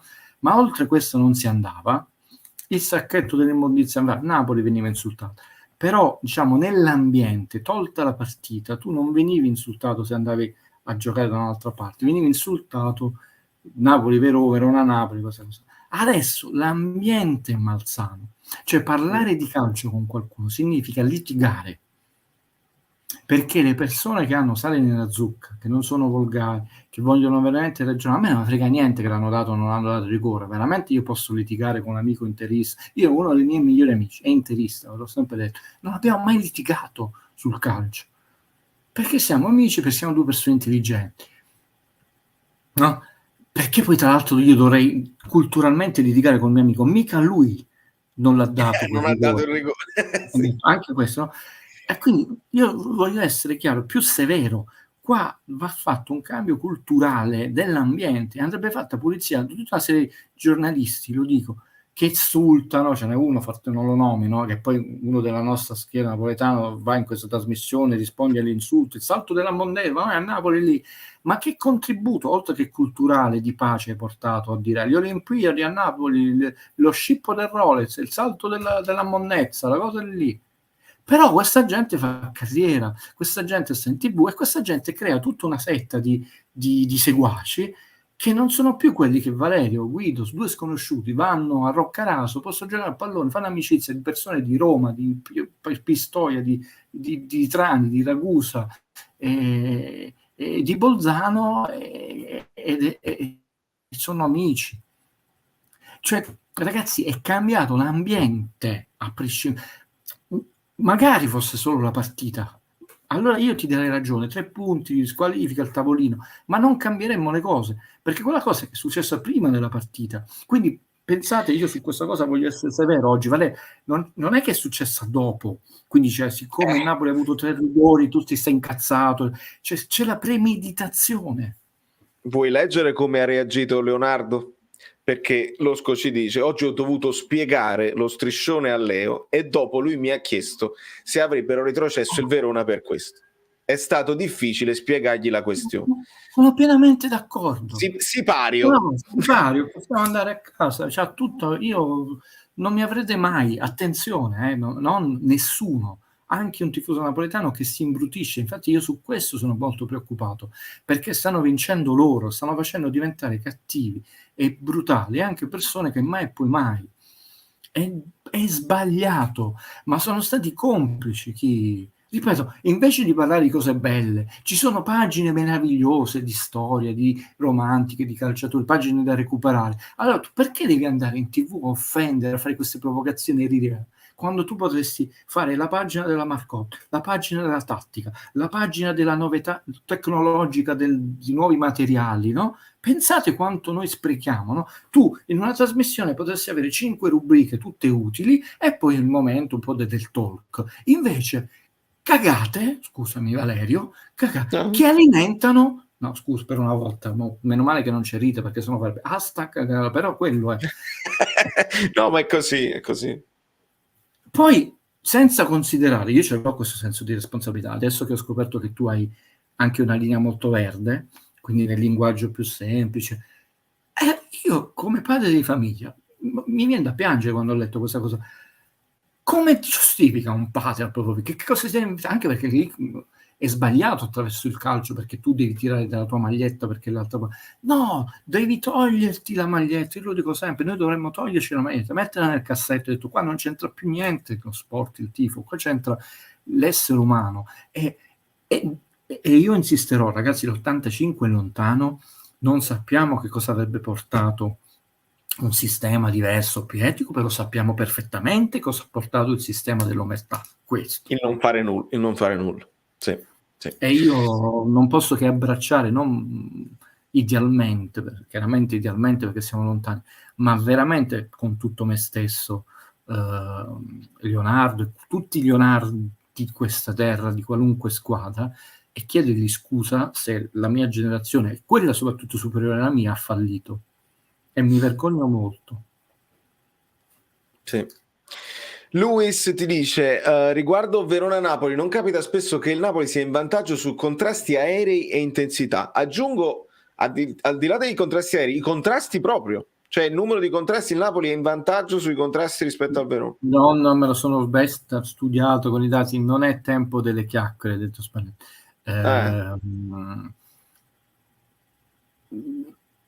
Sai, non è il Milan ha fatto male perdere in casa davanti a 42.000 persone, era una delle peggiori squadre da incontrare subito dopo, non sottovalutatelo, perché non è una che ti fa giocare bene a pallone, quindi aver accettato di fare questa sfida e per una volta non essere uscito, diciamo, sconfitto non solo sul campo ma anche dal punto di vista, oggi non si è andato in difficoltà sulle seconde, sulle terze palle, no?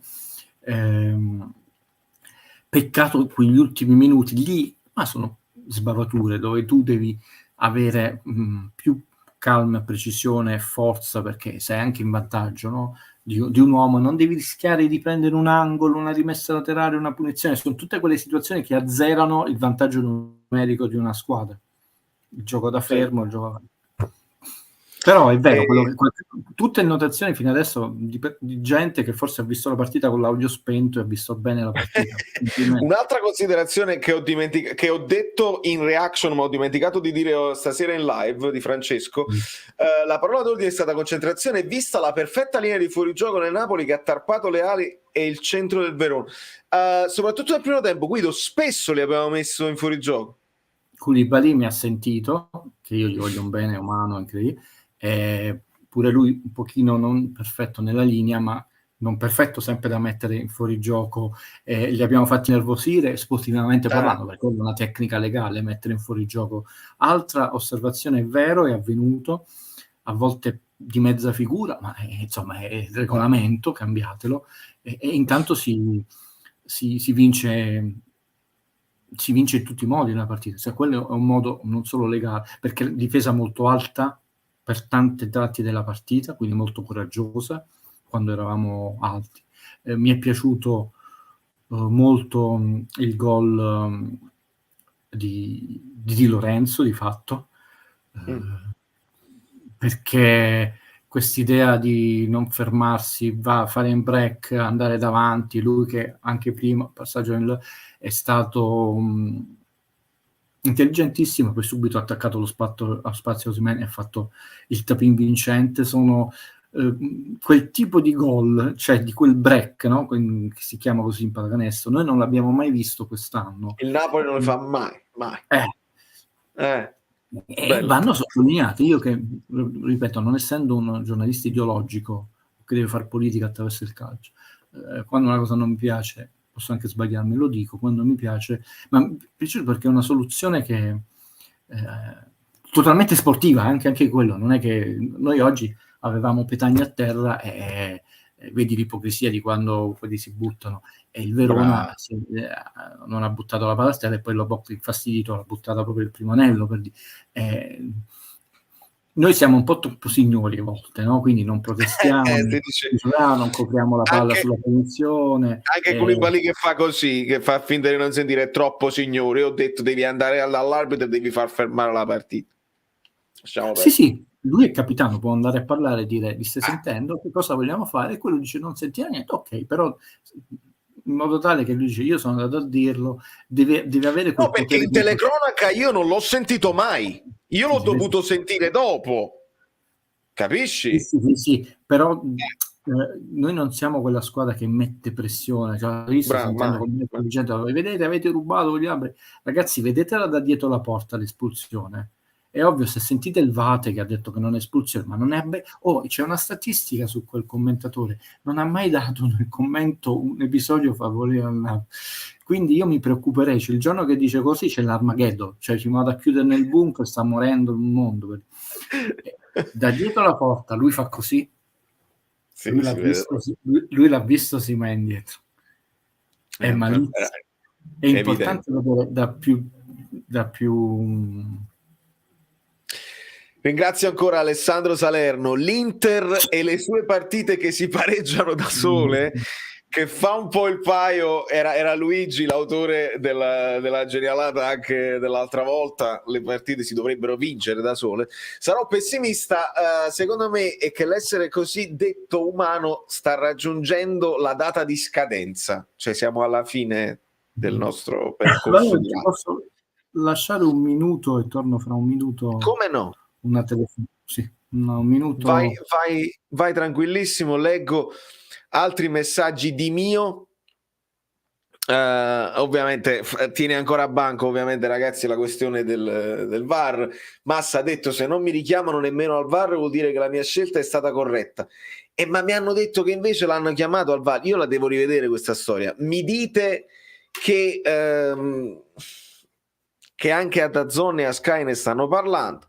Vediamo che cosa diranno domani i giornali. Sottolineo che questa giornata diventano 4 anni che con 91 punti si vince lo scudetto, il Milan al massimo va a 90 e quindi questo ci conferma, Marietto, che è un campionato un pochino più scadente da parte delle squadre di testa.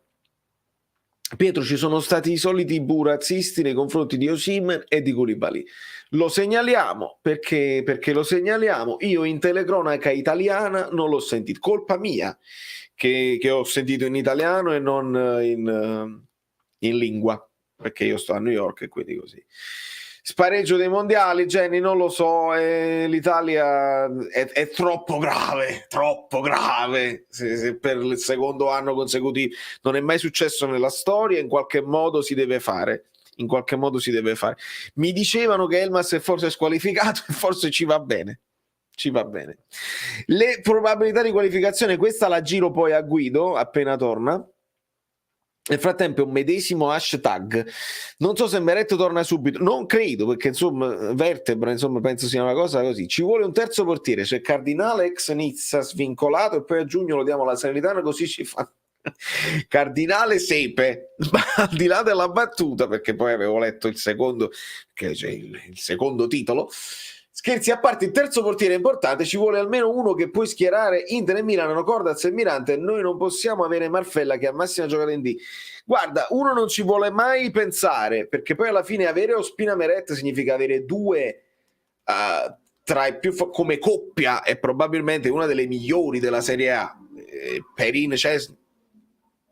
Ma voi non li sentite il rumore? Perin, Cesni per esempio è una grande coppia, già l'Inter andavano, però tu pensi di non averli tutti e due. Speriamo che non sia niente di grave per Ospina, perché altrimenti andiamo in seria difficoltà. E ricordate la paura di quando stavamo pensando di andare a giocare l'Europa League senza portieri, sai? Veramente è troppo. 2 titolari, infatti.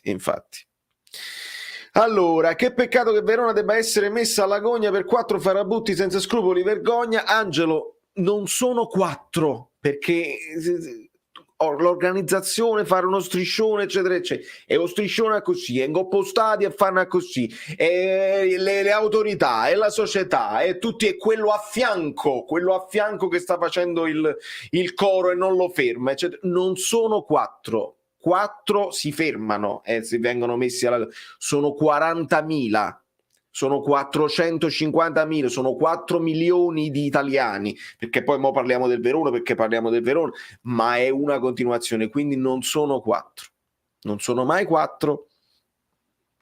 Dato che non toglierei mai i 3 di centrocampo di oggi, Zielo, Lozano a parte, può essere impiegato a sinistra alla Elmas, ce lo vedi pure per l'anno prossimo in ottica senza Insigne?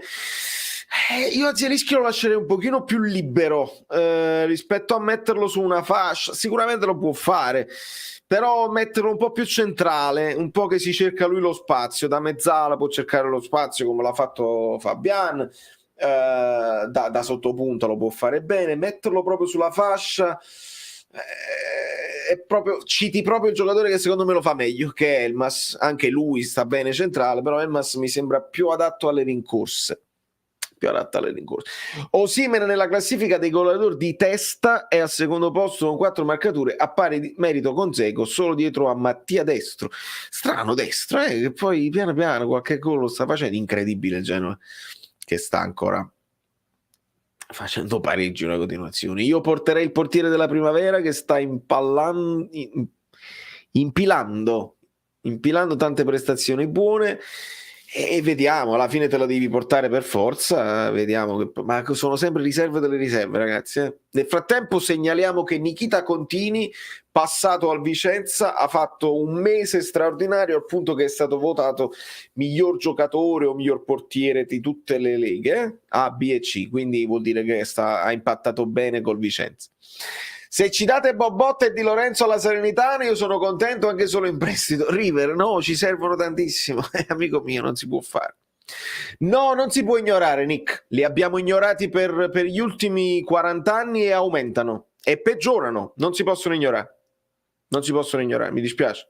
Ignorare vuol dire avallare, vuol dire fare finta di niente. Non posso fare finta di niente, mai. Ci abbiamo provato, le televisioni, no, non ne parliamo, non diamo risalto, aumentano. Allora vuol dire che non abbiamo risolto niente. Stiamo dicendo proprio che... Esatto. Gioletto! Per me è molto importante che entrambi i gol siano venuti da cross dal fondo, e non dalla tre quarti, perché dalla tre quarti sono prevedibili. Bravo. A volte bisogna ricordarsi delle basi per essere concreti. Un abbraccio a voi, il mister, perché poi voi non lo sapete, ma Angioletto è il mister, perché per me è sempre stato il mister, perché era lui che faceva scuola calcio da più tempo di me. E quindi per me era lui il punto di riferimento calcistico quando stavamo a scuola insieme a pallone. Ci divertivamo in tutte le zone del campo, e c'ha anche una signature move, Gioletto, quando prende il pallone con la suola e poi se lo sposta avanti. Ma questi sono discorsi che vanno nelle memorie, mi triggano le memorie. Le canzoni di un minuto, vi dovete iscrivere al canale di Angioletto. Uscite da questa live, non mi interessa, lasciate il like e andatevene. Giolet, canzoni di un minuto, ce n'è un'altra in uscita a brevissima che è alla fine del mondo. Dovete iscrivervi tutti quanti alle canzoni di un minuto, ve le dovete imparare a memoria. Sono di un minuto, subito si fa. Ma la domanda è, a livello tecnico, cosa manca a questa squadra? A livello tecnico, cosa manca a questa squadra? Allora, Ospina a me piace, è un gran portiere, fallo di 10 cm più alto, tecnicamente migliori il portiere perché ci arriva più lontano. Di Lorenzo mi piace, aggiungici qualità nel cross, diventa, cosa manca a questa squadra? Diventa un terzino top.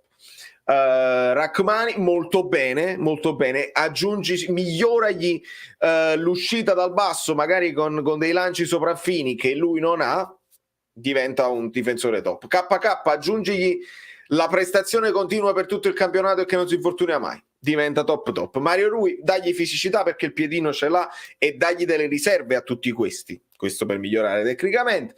Fabian mi sta convincendo al 100%, ha capito tutto quello che deve fare, gli serve solo la continuità. Bobò, Tanghissà, eccetera, tutti bene, tutti benissimo, devono performare però sempre. In attacco gli esterni non segnano. A che cosa dobbiamo migliorare questa squadra? Gli esterni devono segnare, devono essere devono dribblare, nessuno dribbla. Osimhen si deve fare male di meno, deve capire delle cose. Ci sono tante cose che si possono migliorare a livello tecnico, Marco, assolutamente. Poi quando si chiede il Napoli deve vincere lo scudetto, il Napoli deve essere la migliore. Per vincere lo scudetto devi essere la migliore delle migliori, di tutte le migliori, miliardi e miliardi in Italia. Lo siamo? No. Siamo vicini? Sì, anche perché l'Inter sta facendo, si è impiantata, fa ridere, adesso occupa il Milan e addirittura la Juve è rientrata in gioco, quindi pienso un po'. Blessing è riuscito a superare il record di Mister X Donadoni. Attualmente il record resta 8 partite l'ho detto all'inizio live, mi sono scordato, Varese negli anni 70-71. Allora, sperava in una prestazione migliore di Lozano e pretende anche di giocare in Real Madrid o Manchester City. Aldo, non ti ingrippare su Lozano. Lozano è stato molto importante come posizionamento vicino ad Osimhen.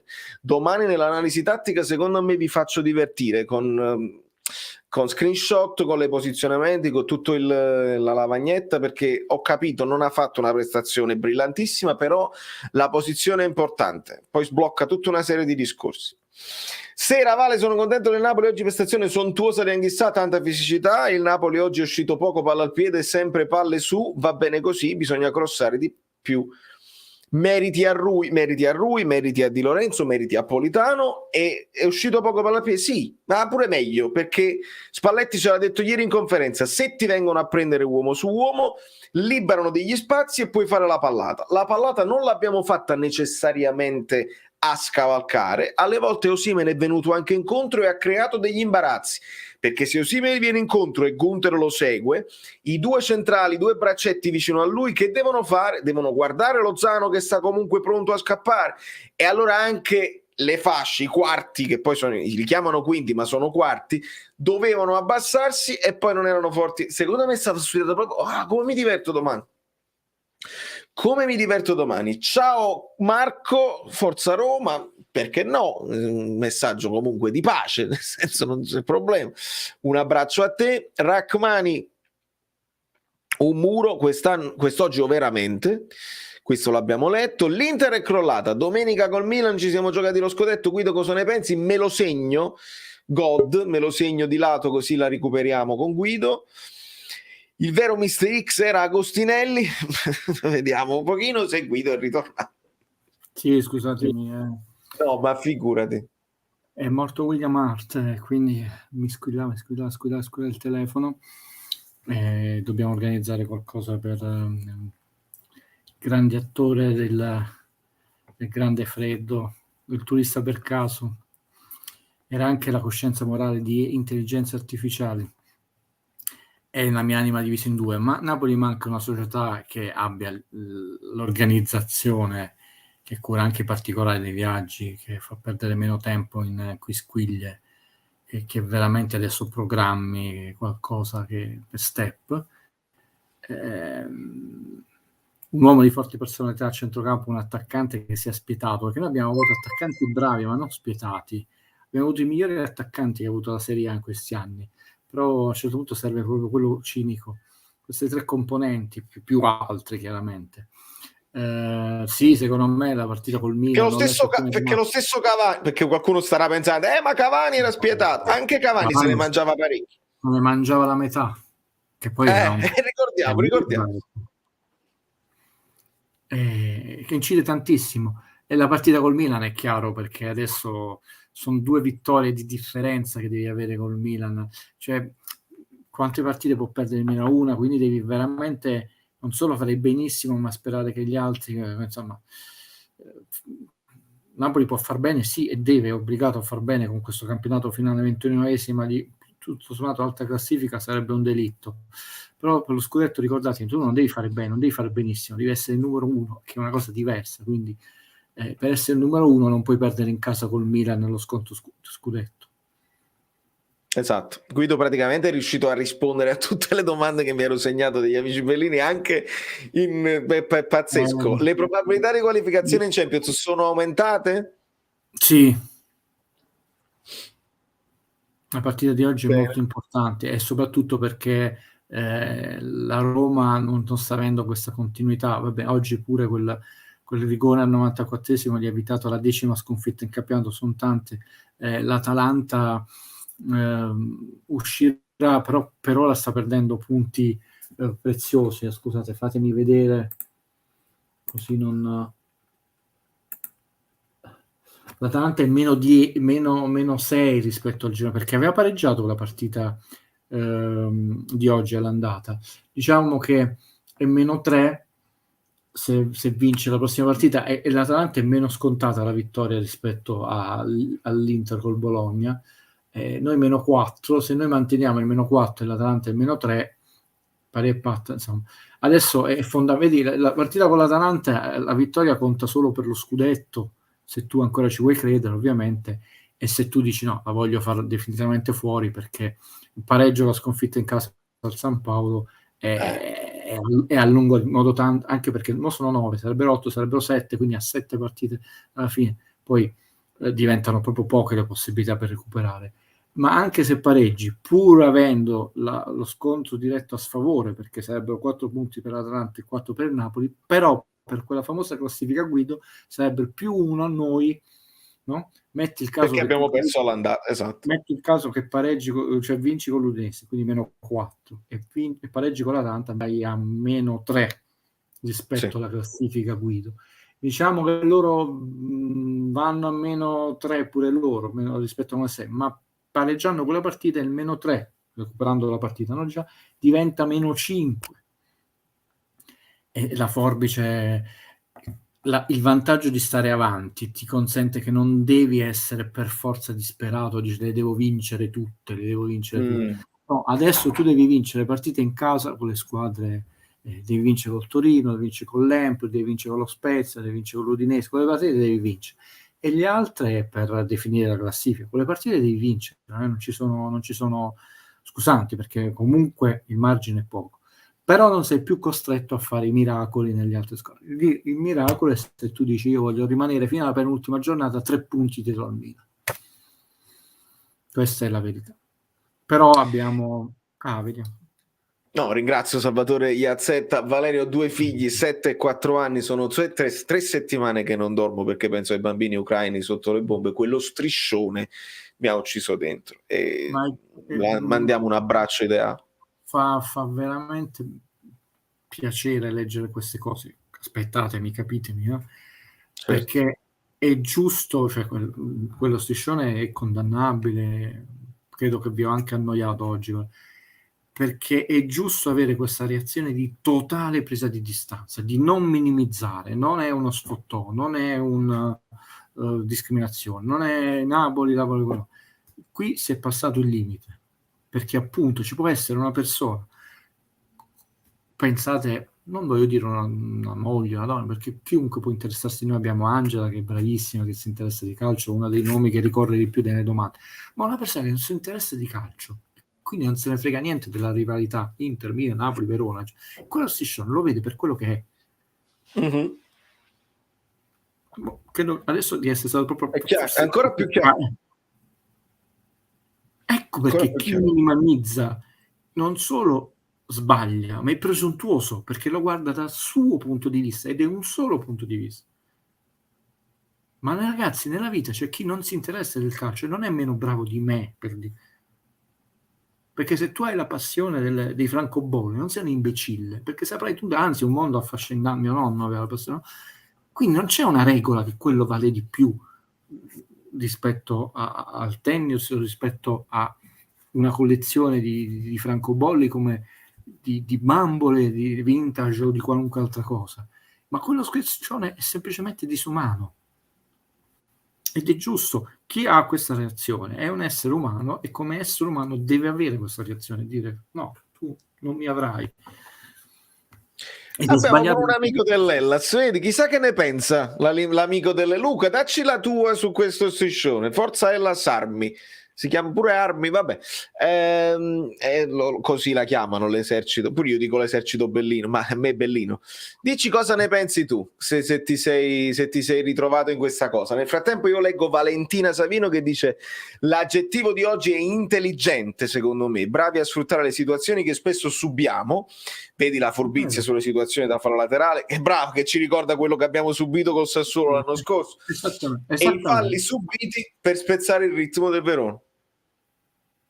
Anche se, ragazzi, fino a un certo punto, diciamo, è sempre 9 i falli 19, più sempre 9 e 19, insomma, comunque meno della metà, cioè 9 e 19. La signature move di Angioletta è difficile da spiegarla, Guido. Immagina il terzino che riceve palla rasoterra, lui la accarezza con la suola e poi se la porta avanti. È veramente complicato da spiegarla senza una cosa, però Angioletta era proprio bravo in questo e il suo dirimpettaio andava sempre a vuoto e lui si trovava la fascia libera davanti. Che belle partite con Angioletta. Occhio quindi, alla prossima giornata. Quindi devo dire che lui è maestro di suola, di puma, di pallone, è il maestro di genialità della musica, è maestro di satira. Angioletto è un Elmas dei tempi moderni, è un Elmas umano, nel senso che è veramente molto versatile in tutto quello che fa, e difficilmente mi sono trovato male a condividere, che sia una birra, un palco, un banco di scuola o insomma una piazza. Veramente mi manca proprio tanto, però mi verrà a trovare, tornerò io, non fatemi essere nostalgico. Occhio alla prossima giornata: Cagliari, Milan, Inter, Fiorentina, e noi con l'Udinese si può ancora muovere, è chiaro, tutto si può ancora muovere quando siamo a pochissimi punti. Antonio invece ci ricorda le ultime 5 di campionato del Milan: Lazio, Fiorentina, Verona, Atalanta, Sassuolo, toste tutte, quindi si deciderà tutto nelle ultime 2 giornate. No, anzi, perché poi la Fiorentina bisogna vedere le loro classifiche. Noi dobbiamo fare i nostri punti, nessuno ci regala nulla, non pensiamo agli altri. Lo sconto diretto sono 3 punti in più, 3 punti in meno che pesano. Ragioniamo la prossima, non la date per scontato, la prossima è un bel mattone, perché ripeto, più avanti dai adesso, il tempo per sbagliare è pochissimo. Allora, salvo che uno proprio non crolli, una cosa che è successo solo con quel famoso Napoli delle 5 sconfitte finali, detto, ma poi storicamente non succede. Negli ultimi 10 che vuoi fare? 6, 2, 2, 7, 2, 1, 6, così. Quindi è 1 o 2 la partita di differenza, ragazzi, non mi credete? Cioè, nel senso, una squadra può fare 6 vittorie, l'altra ne ha fatte 7, ma questo è. Uno può essere 8, allora tra 8 e 6 sono 6 punti, ma chi ha 8 punti dietro non li recupera più. Quindi dovete ragionare in termini astratti, non avere chi, come farli. Puoi perdere punti col Cagliari, dovete ragionare in termini matematici. D'altronde, chi ti poteva mai dire che tu con Spezia, Empoli in casa facevi 0 punti? Però se tu vedi quel famoso discorso che facevo io, noi dobbiamo fare, ho sbagliato di 3 punti, quando io non è che ho detto faremo 43 punti, ho detto mi sento molto sereno se noi facessimo 42-43 punti nel girone di andata. E ho detto, quindi non mi cominciate a fare qua può perdere, qui non può perdere. Le famose tabelle che poi non funzionano mai. No, al massimo, lo dico agli amici, probabilmente verso, non lo so, quando ne mancheranno 5 mi divertirò a fare una cosa al buio, senza nemmeno dirvi quali sono le mie intuizioni, e ci divertiamo, e poi esce un numero a caso che viene puntualmente smentito e ci divertiamo anche alla smentita. E poi Valerio, vedete, non sottovalutate la parentesi con le nazionali di marzo, perché nel bene e nel male, nel senso che c'è chi rimarrà fuori delle varie nazionali, c'è il Portogallo, no? Cioè nel nostro mini blocco comunque c'è la Macedonia di Elmas, ma c'è il Portogallo, quindi o va fuori l'Italia o va fuori CR7, ma perché no andare ai mondiali Elmas, no? Ma ci sono altri semifinali, no? Altri gruppi di semifinali, e a livello, cioè, pensate, Insigne, no? Se non dovesse andare ai mondiali, il prossimo mondiale ne avrà 35 di anni. Quindi lui i mondiali... Dopo 5 anni in America. Ecco. È l'ultima per dire. Quindi noi dobbiamo... L'errore che si fa, che molto spesso, portati da molte trasmissioni, si ragiona solo in termini di napoletanità o di Juve o di Inter, cioè, ma in realtà il mondo è fatto di tantissimi elementi, no? Adesso tutti osannare il loro botto, e quindi è colpa di Gattuso. Ma quello è un ragazzo, aveva una fidanzata, un figlio, non sapete i problemi che aveva. Casomai tu stai depresso, ingrassi un po' di più, Gattuso lo vedeva arrancare, non è un cretino, dice ma sta fuori forma, come lo metto in campo e mi massacrano, no? Quindi io non penso che Gattuso ha detto mi sei antipatico, anche lui. Tra l'altro lo sfottevano, io penso che nessuno allenatore, quindi si dimentica che uno che non è un calciatore, è un essere umano che può vivere in una villa o in un condominio dove cavolo c'è, ma pure lui a un certo punto prende la macchina, può trovare un incidente e arriva in ritardo a Castelvolturno e si prende la multa e sta arrabbiato che è arrivato in ritardo, 1000 cose. Noi vediamo queste persone tutti in termine egocentrica dal nostro punto di vista. E sto facendo un esempio banalissimo, andare al centro sportivo ad allenarsi, ma quando è un universo tutto concatenato. Quindi quella parentesi che viene in un momento dedicato perché siamo tutti vicino, a noi romperà le scatole, perché non è il PSG che sta in vantaggissimo. Cioè, per farti capire, pensate quanto è sclerotico il calcio, Valerio. Si sta demonizzando Pochettino, fallito, e si sta facendo tutta una campagna che devi mettere Conte, che ha già perso 9 o 10 partite col Tottenham. Sì. Stiamo diventando sclerotici. Sì, come quando tu, dalla stessa persona che ti dava dal fallito, poi ha vinto, mio grande collega, ha vinto la Coppa, quanto era bravo, cioè tu che in quella stessa stagione è stato fatto fuori, è andato ad allenare il Chelsea, che stava andando male, arrancava, l'ha portato in Europa League perché l'ha riportato nelle prime 4 e ha vinto la Champions, ed era fallito della stessa persona. Non si ha più pazienza e soprattutto non si ha più l'umiltà di dire ho sbagliato questa valutazione, sono stato un po' troppo precipitoso, l'ho vista solo da un punto di vista, non considero che ci sono altri elementi, quindi calmi. E che ci vuole? Un po' di prudenza nei giudizi. Ringrazio Polly per i 450. Ragazzi, siamo nel finalissimo della live, ultimi 12 minuti. Valerio, arriviamo a 500. Ti ho mandato su Telegram per farmi perdonare della pausa, ma era lavoro. Una locandina di una conversazione che feci prima della pandemia. Ora ti capirai perché. La recupero subito. Sì, non è, siccome è passato, non è farmi pubblicità, perché io sono troppo timido in queste cose. Perché appena la recuperi la facciamo vedere. Allora, salva. Poi lo so, ragazzi, che voi volete ovviamente dire tutti la volta. E adesso recupero un messaggio, facciamo un discorso finale su questa cosa, così poi chiudiamo l'argomento. Allora, fammi ingrandire un grande maestro, quindi fai vedere anche il faccino di Jim, che è anche il tuo vicino di casa. Perché il tuo amico Bellino mi ha fatto una citazione incredibile, e uno dei registi che ha ispirato la carriera di Jim Jarmusch è proprio lui. Io poi Suzuki si chiama il regista, e tra l'altro in un suo film Jim Jarmusch, più di uno in realtà, perché io feci una conversazione, lo cita, la citazione più facile, e tra l'altro è anche ringraziato nei titoli di coda, è in Il codice dei samurai, Ghost Dog. Quindi nel cinema tutto è concatenato, perché citazione, omaggio, influenza, no? Hitchcock influenza Brian De Palma, che influenza, quindi era più che altro un omaggio a tuo amico che ti ha fatto questo riferimento coltissimo di cinema, e a te che vivi a New York, e potessi trovarti a suonare un giorno, perché Jim Jarmusch suona anche molto bene, è un gruppo, oltre ad essere un bravo regista. Non avevo dubbi. E quindi è un omaggio a voi che siete così gentili ad ascoltarmi, all'amico Bellino che fa una citazione coltissima, e a te e alla tua musica. Uniamo un po' tutte le sfere e ci portiamo un po' il sorriso dopo quel brutto striscione detto. Quindi Jim Jarmusch. Mi piace. Ringrazio Italan Joe tra gli ultimi iscritti, che almeno è stato beccato dall'algoritmo, perché sicuramente ce ne sono altri che poi non faccio a tempo nemmeno a recuperare. Ringrazio tutti. Ragazzi, leggo a raffica questi messaggi, però non ne voglio nemmeno più entrare. E poi c'è un'ultima domanda. Non capisco la società del Verona che non prende posizione su queste cose, sono complici anche loro. La mia ragazza che è scozzese mi chiede sempre perché c'è questo odio verso di noi, non so più cosa risponderle. Anche per l'estero, cosa devono pensare le nazioni straniere che vedono l'Italia permettere queste schifezze? E ovviamente molti di noi, guarda Guido, cioè io li ho presi a caso, li ho presi veramente a caso, perché facevano parte di un discorso.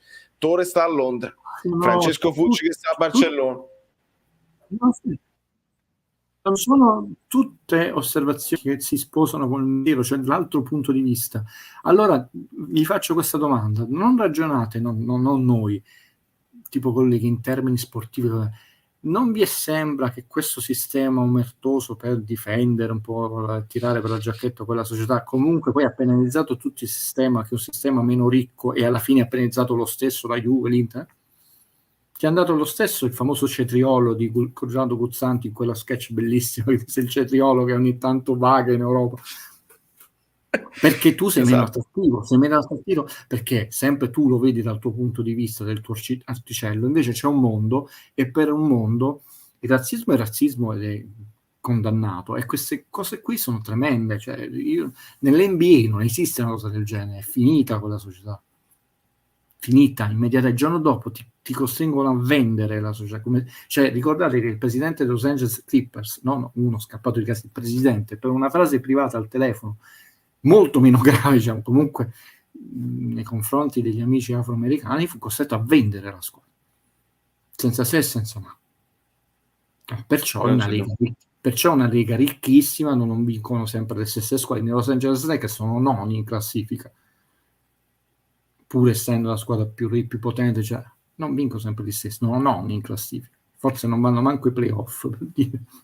A O se ci proposito, vanno, che ha fatto il Toronto? Perché le prime partite non sono andate benissimo. ha fatto un pareggio e poi ha perso, ne ha presi 4, si è fatto un 1-1, la seguo pure, e beh, siamo tutti tifosi del Toronto adesso. Cioè, adesso è chiaro che siamo tutti tifosi di magliette rosse, eccetera, eccetera. Fammi vedere se ne hanno fatto un'altra.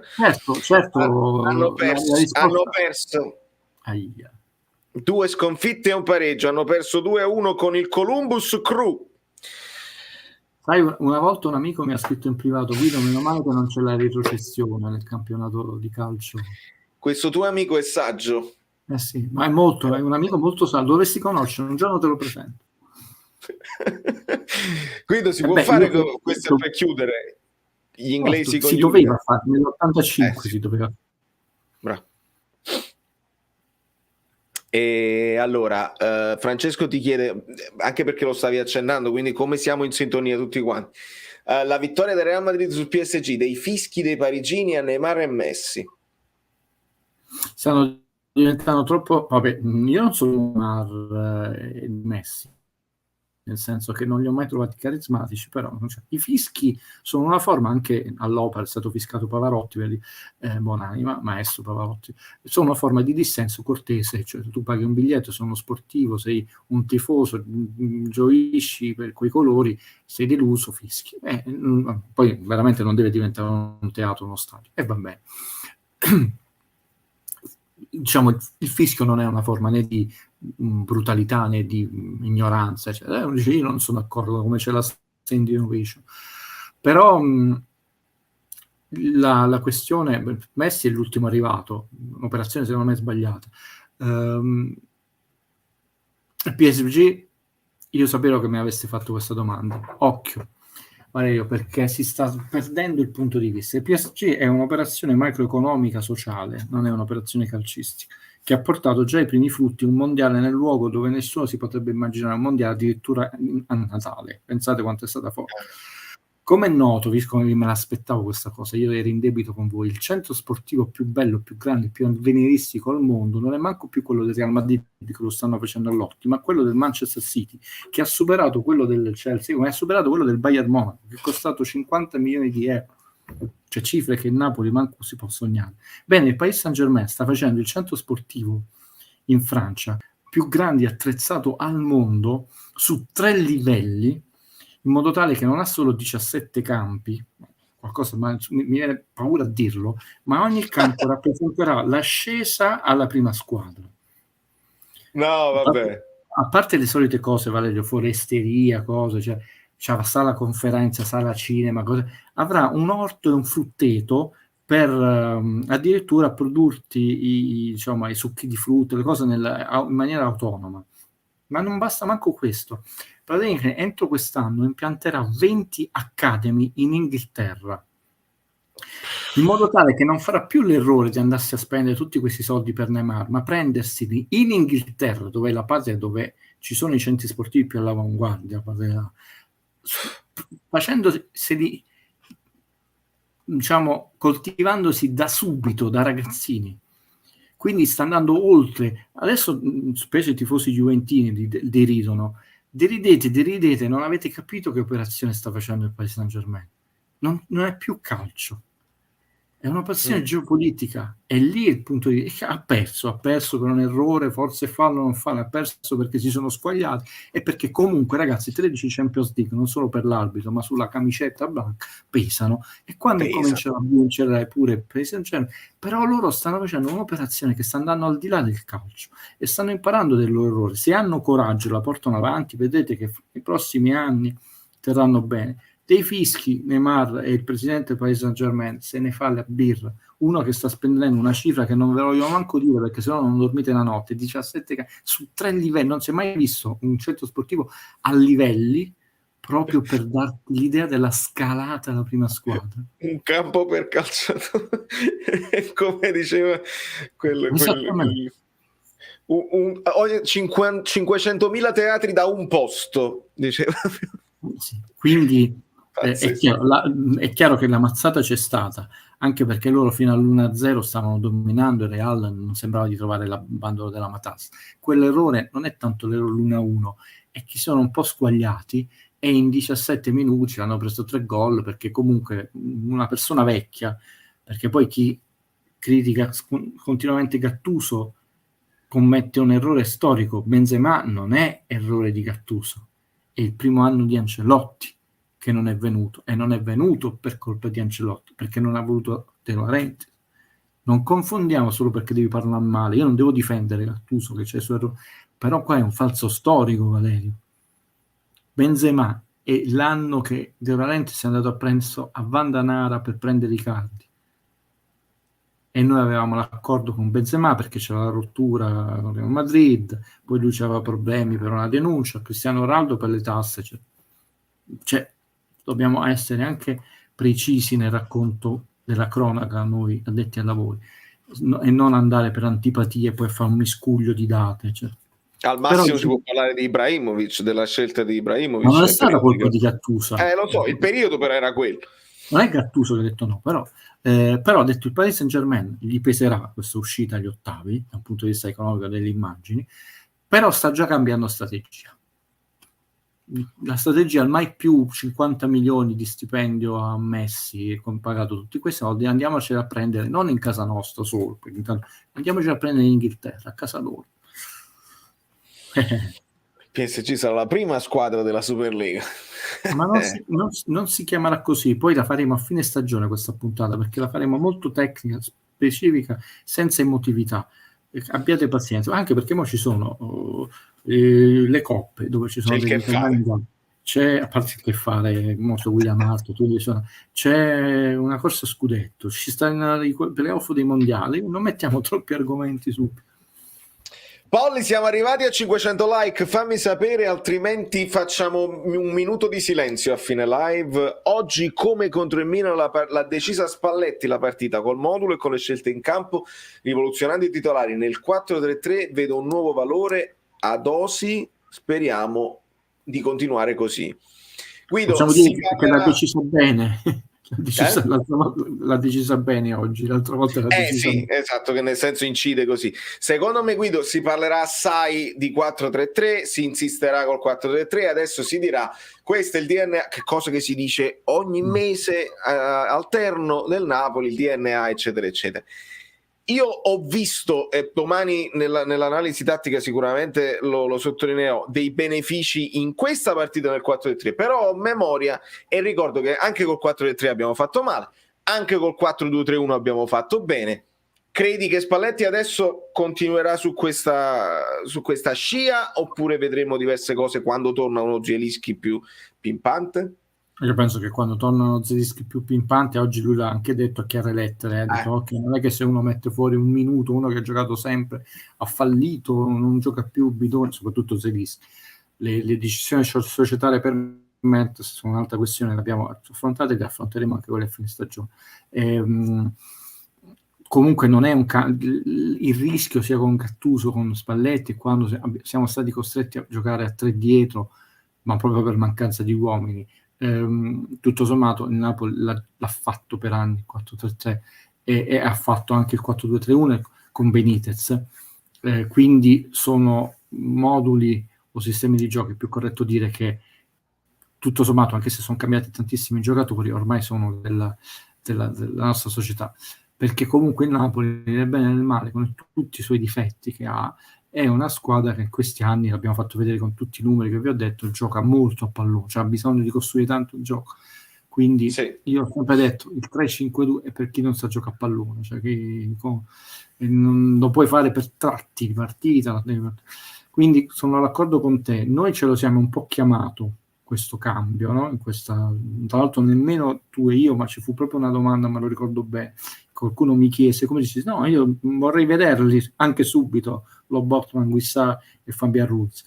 Però io penso che cambieremo in base all'avversario, la fisicità e anche lo stato di forma, perché casomai ha visto veramente con le gomme a terra Zelinski, perché come posso dire, esporlo a un 4, una critica, quando sai che ha bisogno un po' di, adesso che tra l'altro può riprendere il passo, no? Perché detto a una settimana, a questo punto, visto l'umiliazione dell'uscita prematura, per me grave, delle coppe, ho detto ho la possibilità di recuperarli questi giocatori, un paio di settimane di recuperi, perché sono 10 giorni di allenamenti. Fammi rispondere a questo amico, voglio essere precisissimo e non prenderla come un attacco a questo commento, amico mio, ma dobbiamo chiarire delle cose. Zielinski da sotto la punta ha fatto l'anno scorso un campionato pazzesco, in doppia cifra, significa doppia cifra in gol e doppia cifra in assist.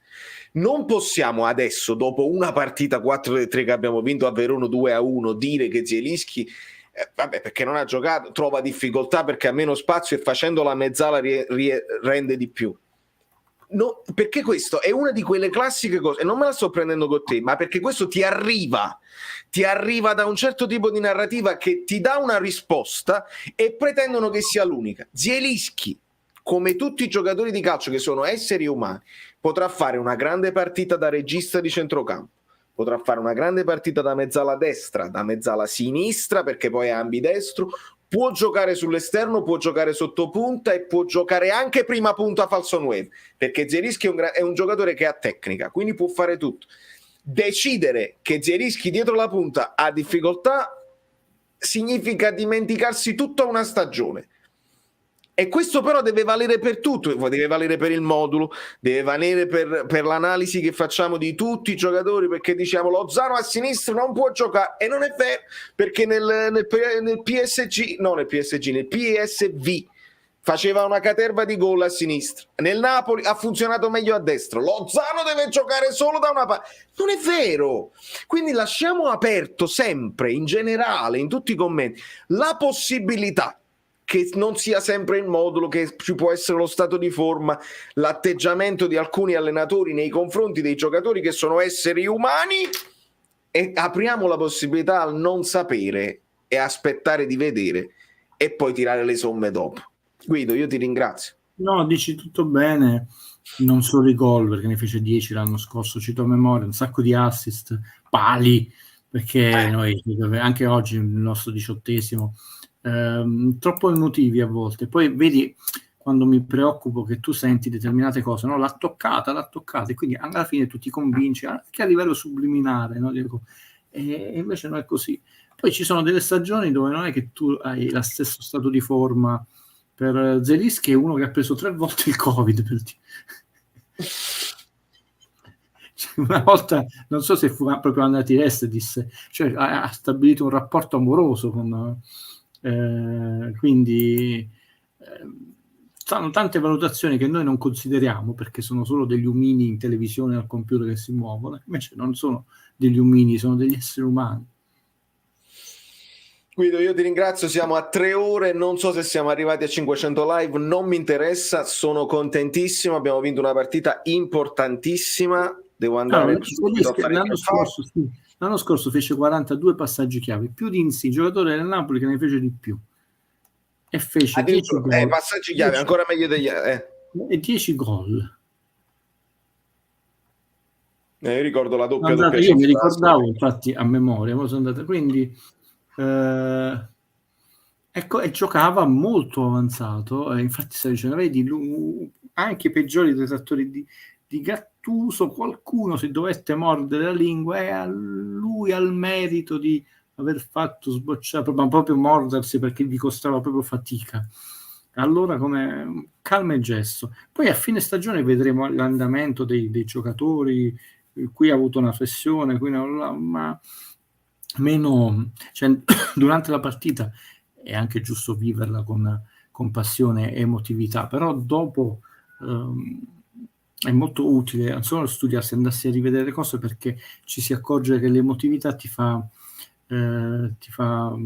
perdere un po' delle coordinate vere. Bravo, io ho fatto il mea culpa, sicuramente mi troverò col mea culpa da fare mercoledì quando vedrò i numeri di Mario Rui, perché a me nell'emotività della partita Mario Rui ho visto più cose negative che positive. Sono sicuro che oltre a ricordarmi il gol annullato, il palo eccetera eccetera, sicuramente avrà fatto più di quello che ho visto come posizionamento, perché il Napoli l'ha studiata bene questa volta, ma è una storia che vedremo domani e mercoledì. Sì, vi lascio sicuramente per così, perché sono il primo a godervi, e quando posso vedo pezzi, poi me le recupero. Una cosa però dobbiamo dire di Mario Rui, secondo me, poi tolgo il disturbo. Sì. Innanzitutto sembra meno fumantino, e anche qui dobbiamo metterci d'accordo col cervello. Non hanno gli attributi, però uno che nonostante la statura si sa sempre valere, non si fa mettere in testa da nessuno, è lui. E oggettivamente, facciamo gli scongiuri, fino adesso la sua stagione, mettiamo che finisse oggi, no? È stato molto più concentrato negli anni passati. Cioè, come io, se oggi dovessi finire la stagione, tra i vari elementi di valutazione della stagione, il calciatore, devo dire, mi è apparso più concentrato nel corso delle partite della stagione. Poi ci sono state delle sbavature, ci sono state anche delle cose interessanti che poi analizzeremo a fine stagione. Però queste due cose, tant'è vero che lui non è arrivato a 9 ammonizioni, ha saltato un turno di squalifica per le 5 cartellini gialli, però ci sta che un difensore in 30 giornate possa, no? Come no? Soprattutto Passino in quella posizione dove tra l'altro non solo difendi tanto ma attacchi tanto, quindi è un po', possiamo dirlo, un po' una moda quella di parlare male di Mario Rui, che è un po' stancato, però una moda, diciamo, che non si è mai portata. Non è il pantalone a zampa di elefante che ha avuto un suo momento di gloria e ogni tanto torna, no, in realtà è una moda, diciamo, che non ha mai messo nessuno come pantalone, però tutti lo devono dirlo. Sinceramente è una moda che non mi piace. Invece il mercoledì avete tolto molti falsi miti su alcuni giocatori, nel bene e nel male. Esatto. Guido Gentile, grazie infinite. Guido Gentile, piano sequenza per tutti gli approfondimenti possibili e immaginabili sul cinema. E di nuovo saluto ai pasticceri e alle pasticcere. Ciao a tutti. Un abbraccio. Io poi, quando è stato l'inizio della pandemia, io le zeppe le ho pure fatte e sono venute pure bene, solo che non so, perché c'avevo comunque l'amico Tony che mi aiutava, l'ex ragazzo. Allora, un saluto a Tore Falanga, ad Alberto, a Simone, all'Osco, a Simone, a Maximal, a Sergio e a tutti quanti. Ragazzi, vi voglio bene.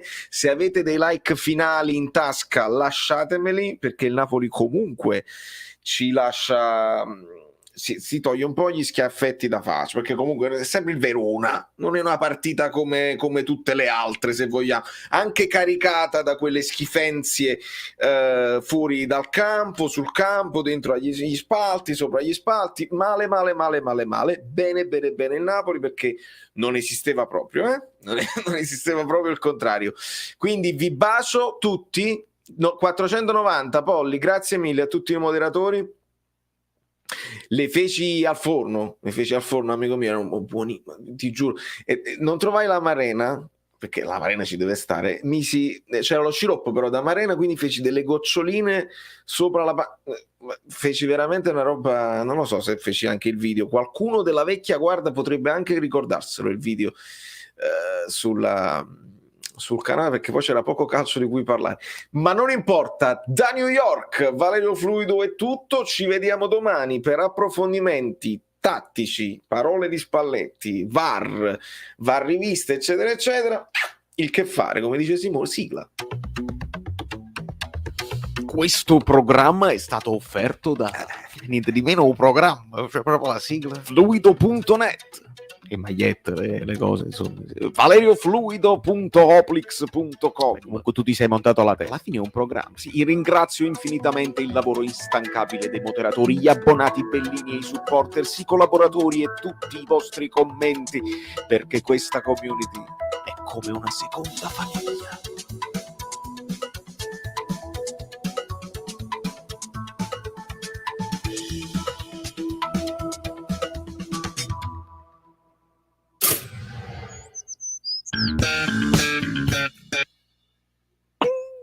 Ho visto una cosa, comunque è finita, cioè non è come la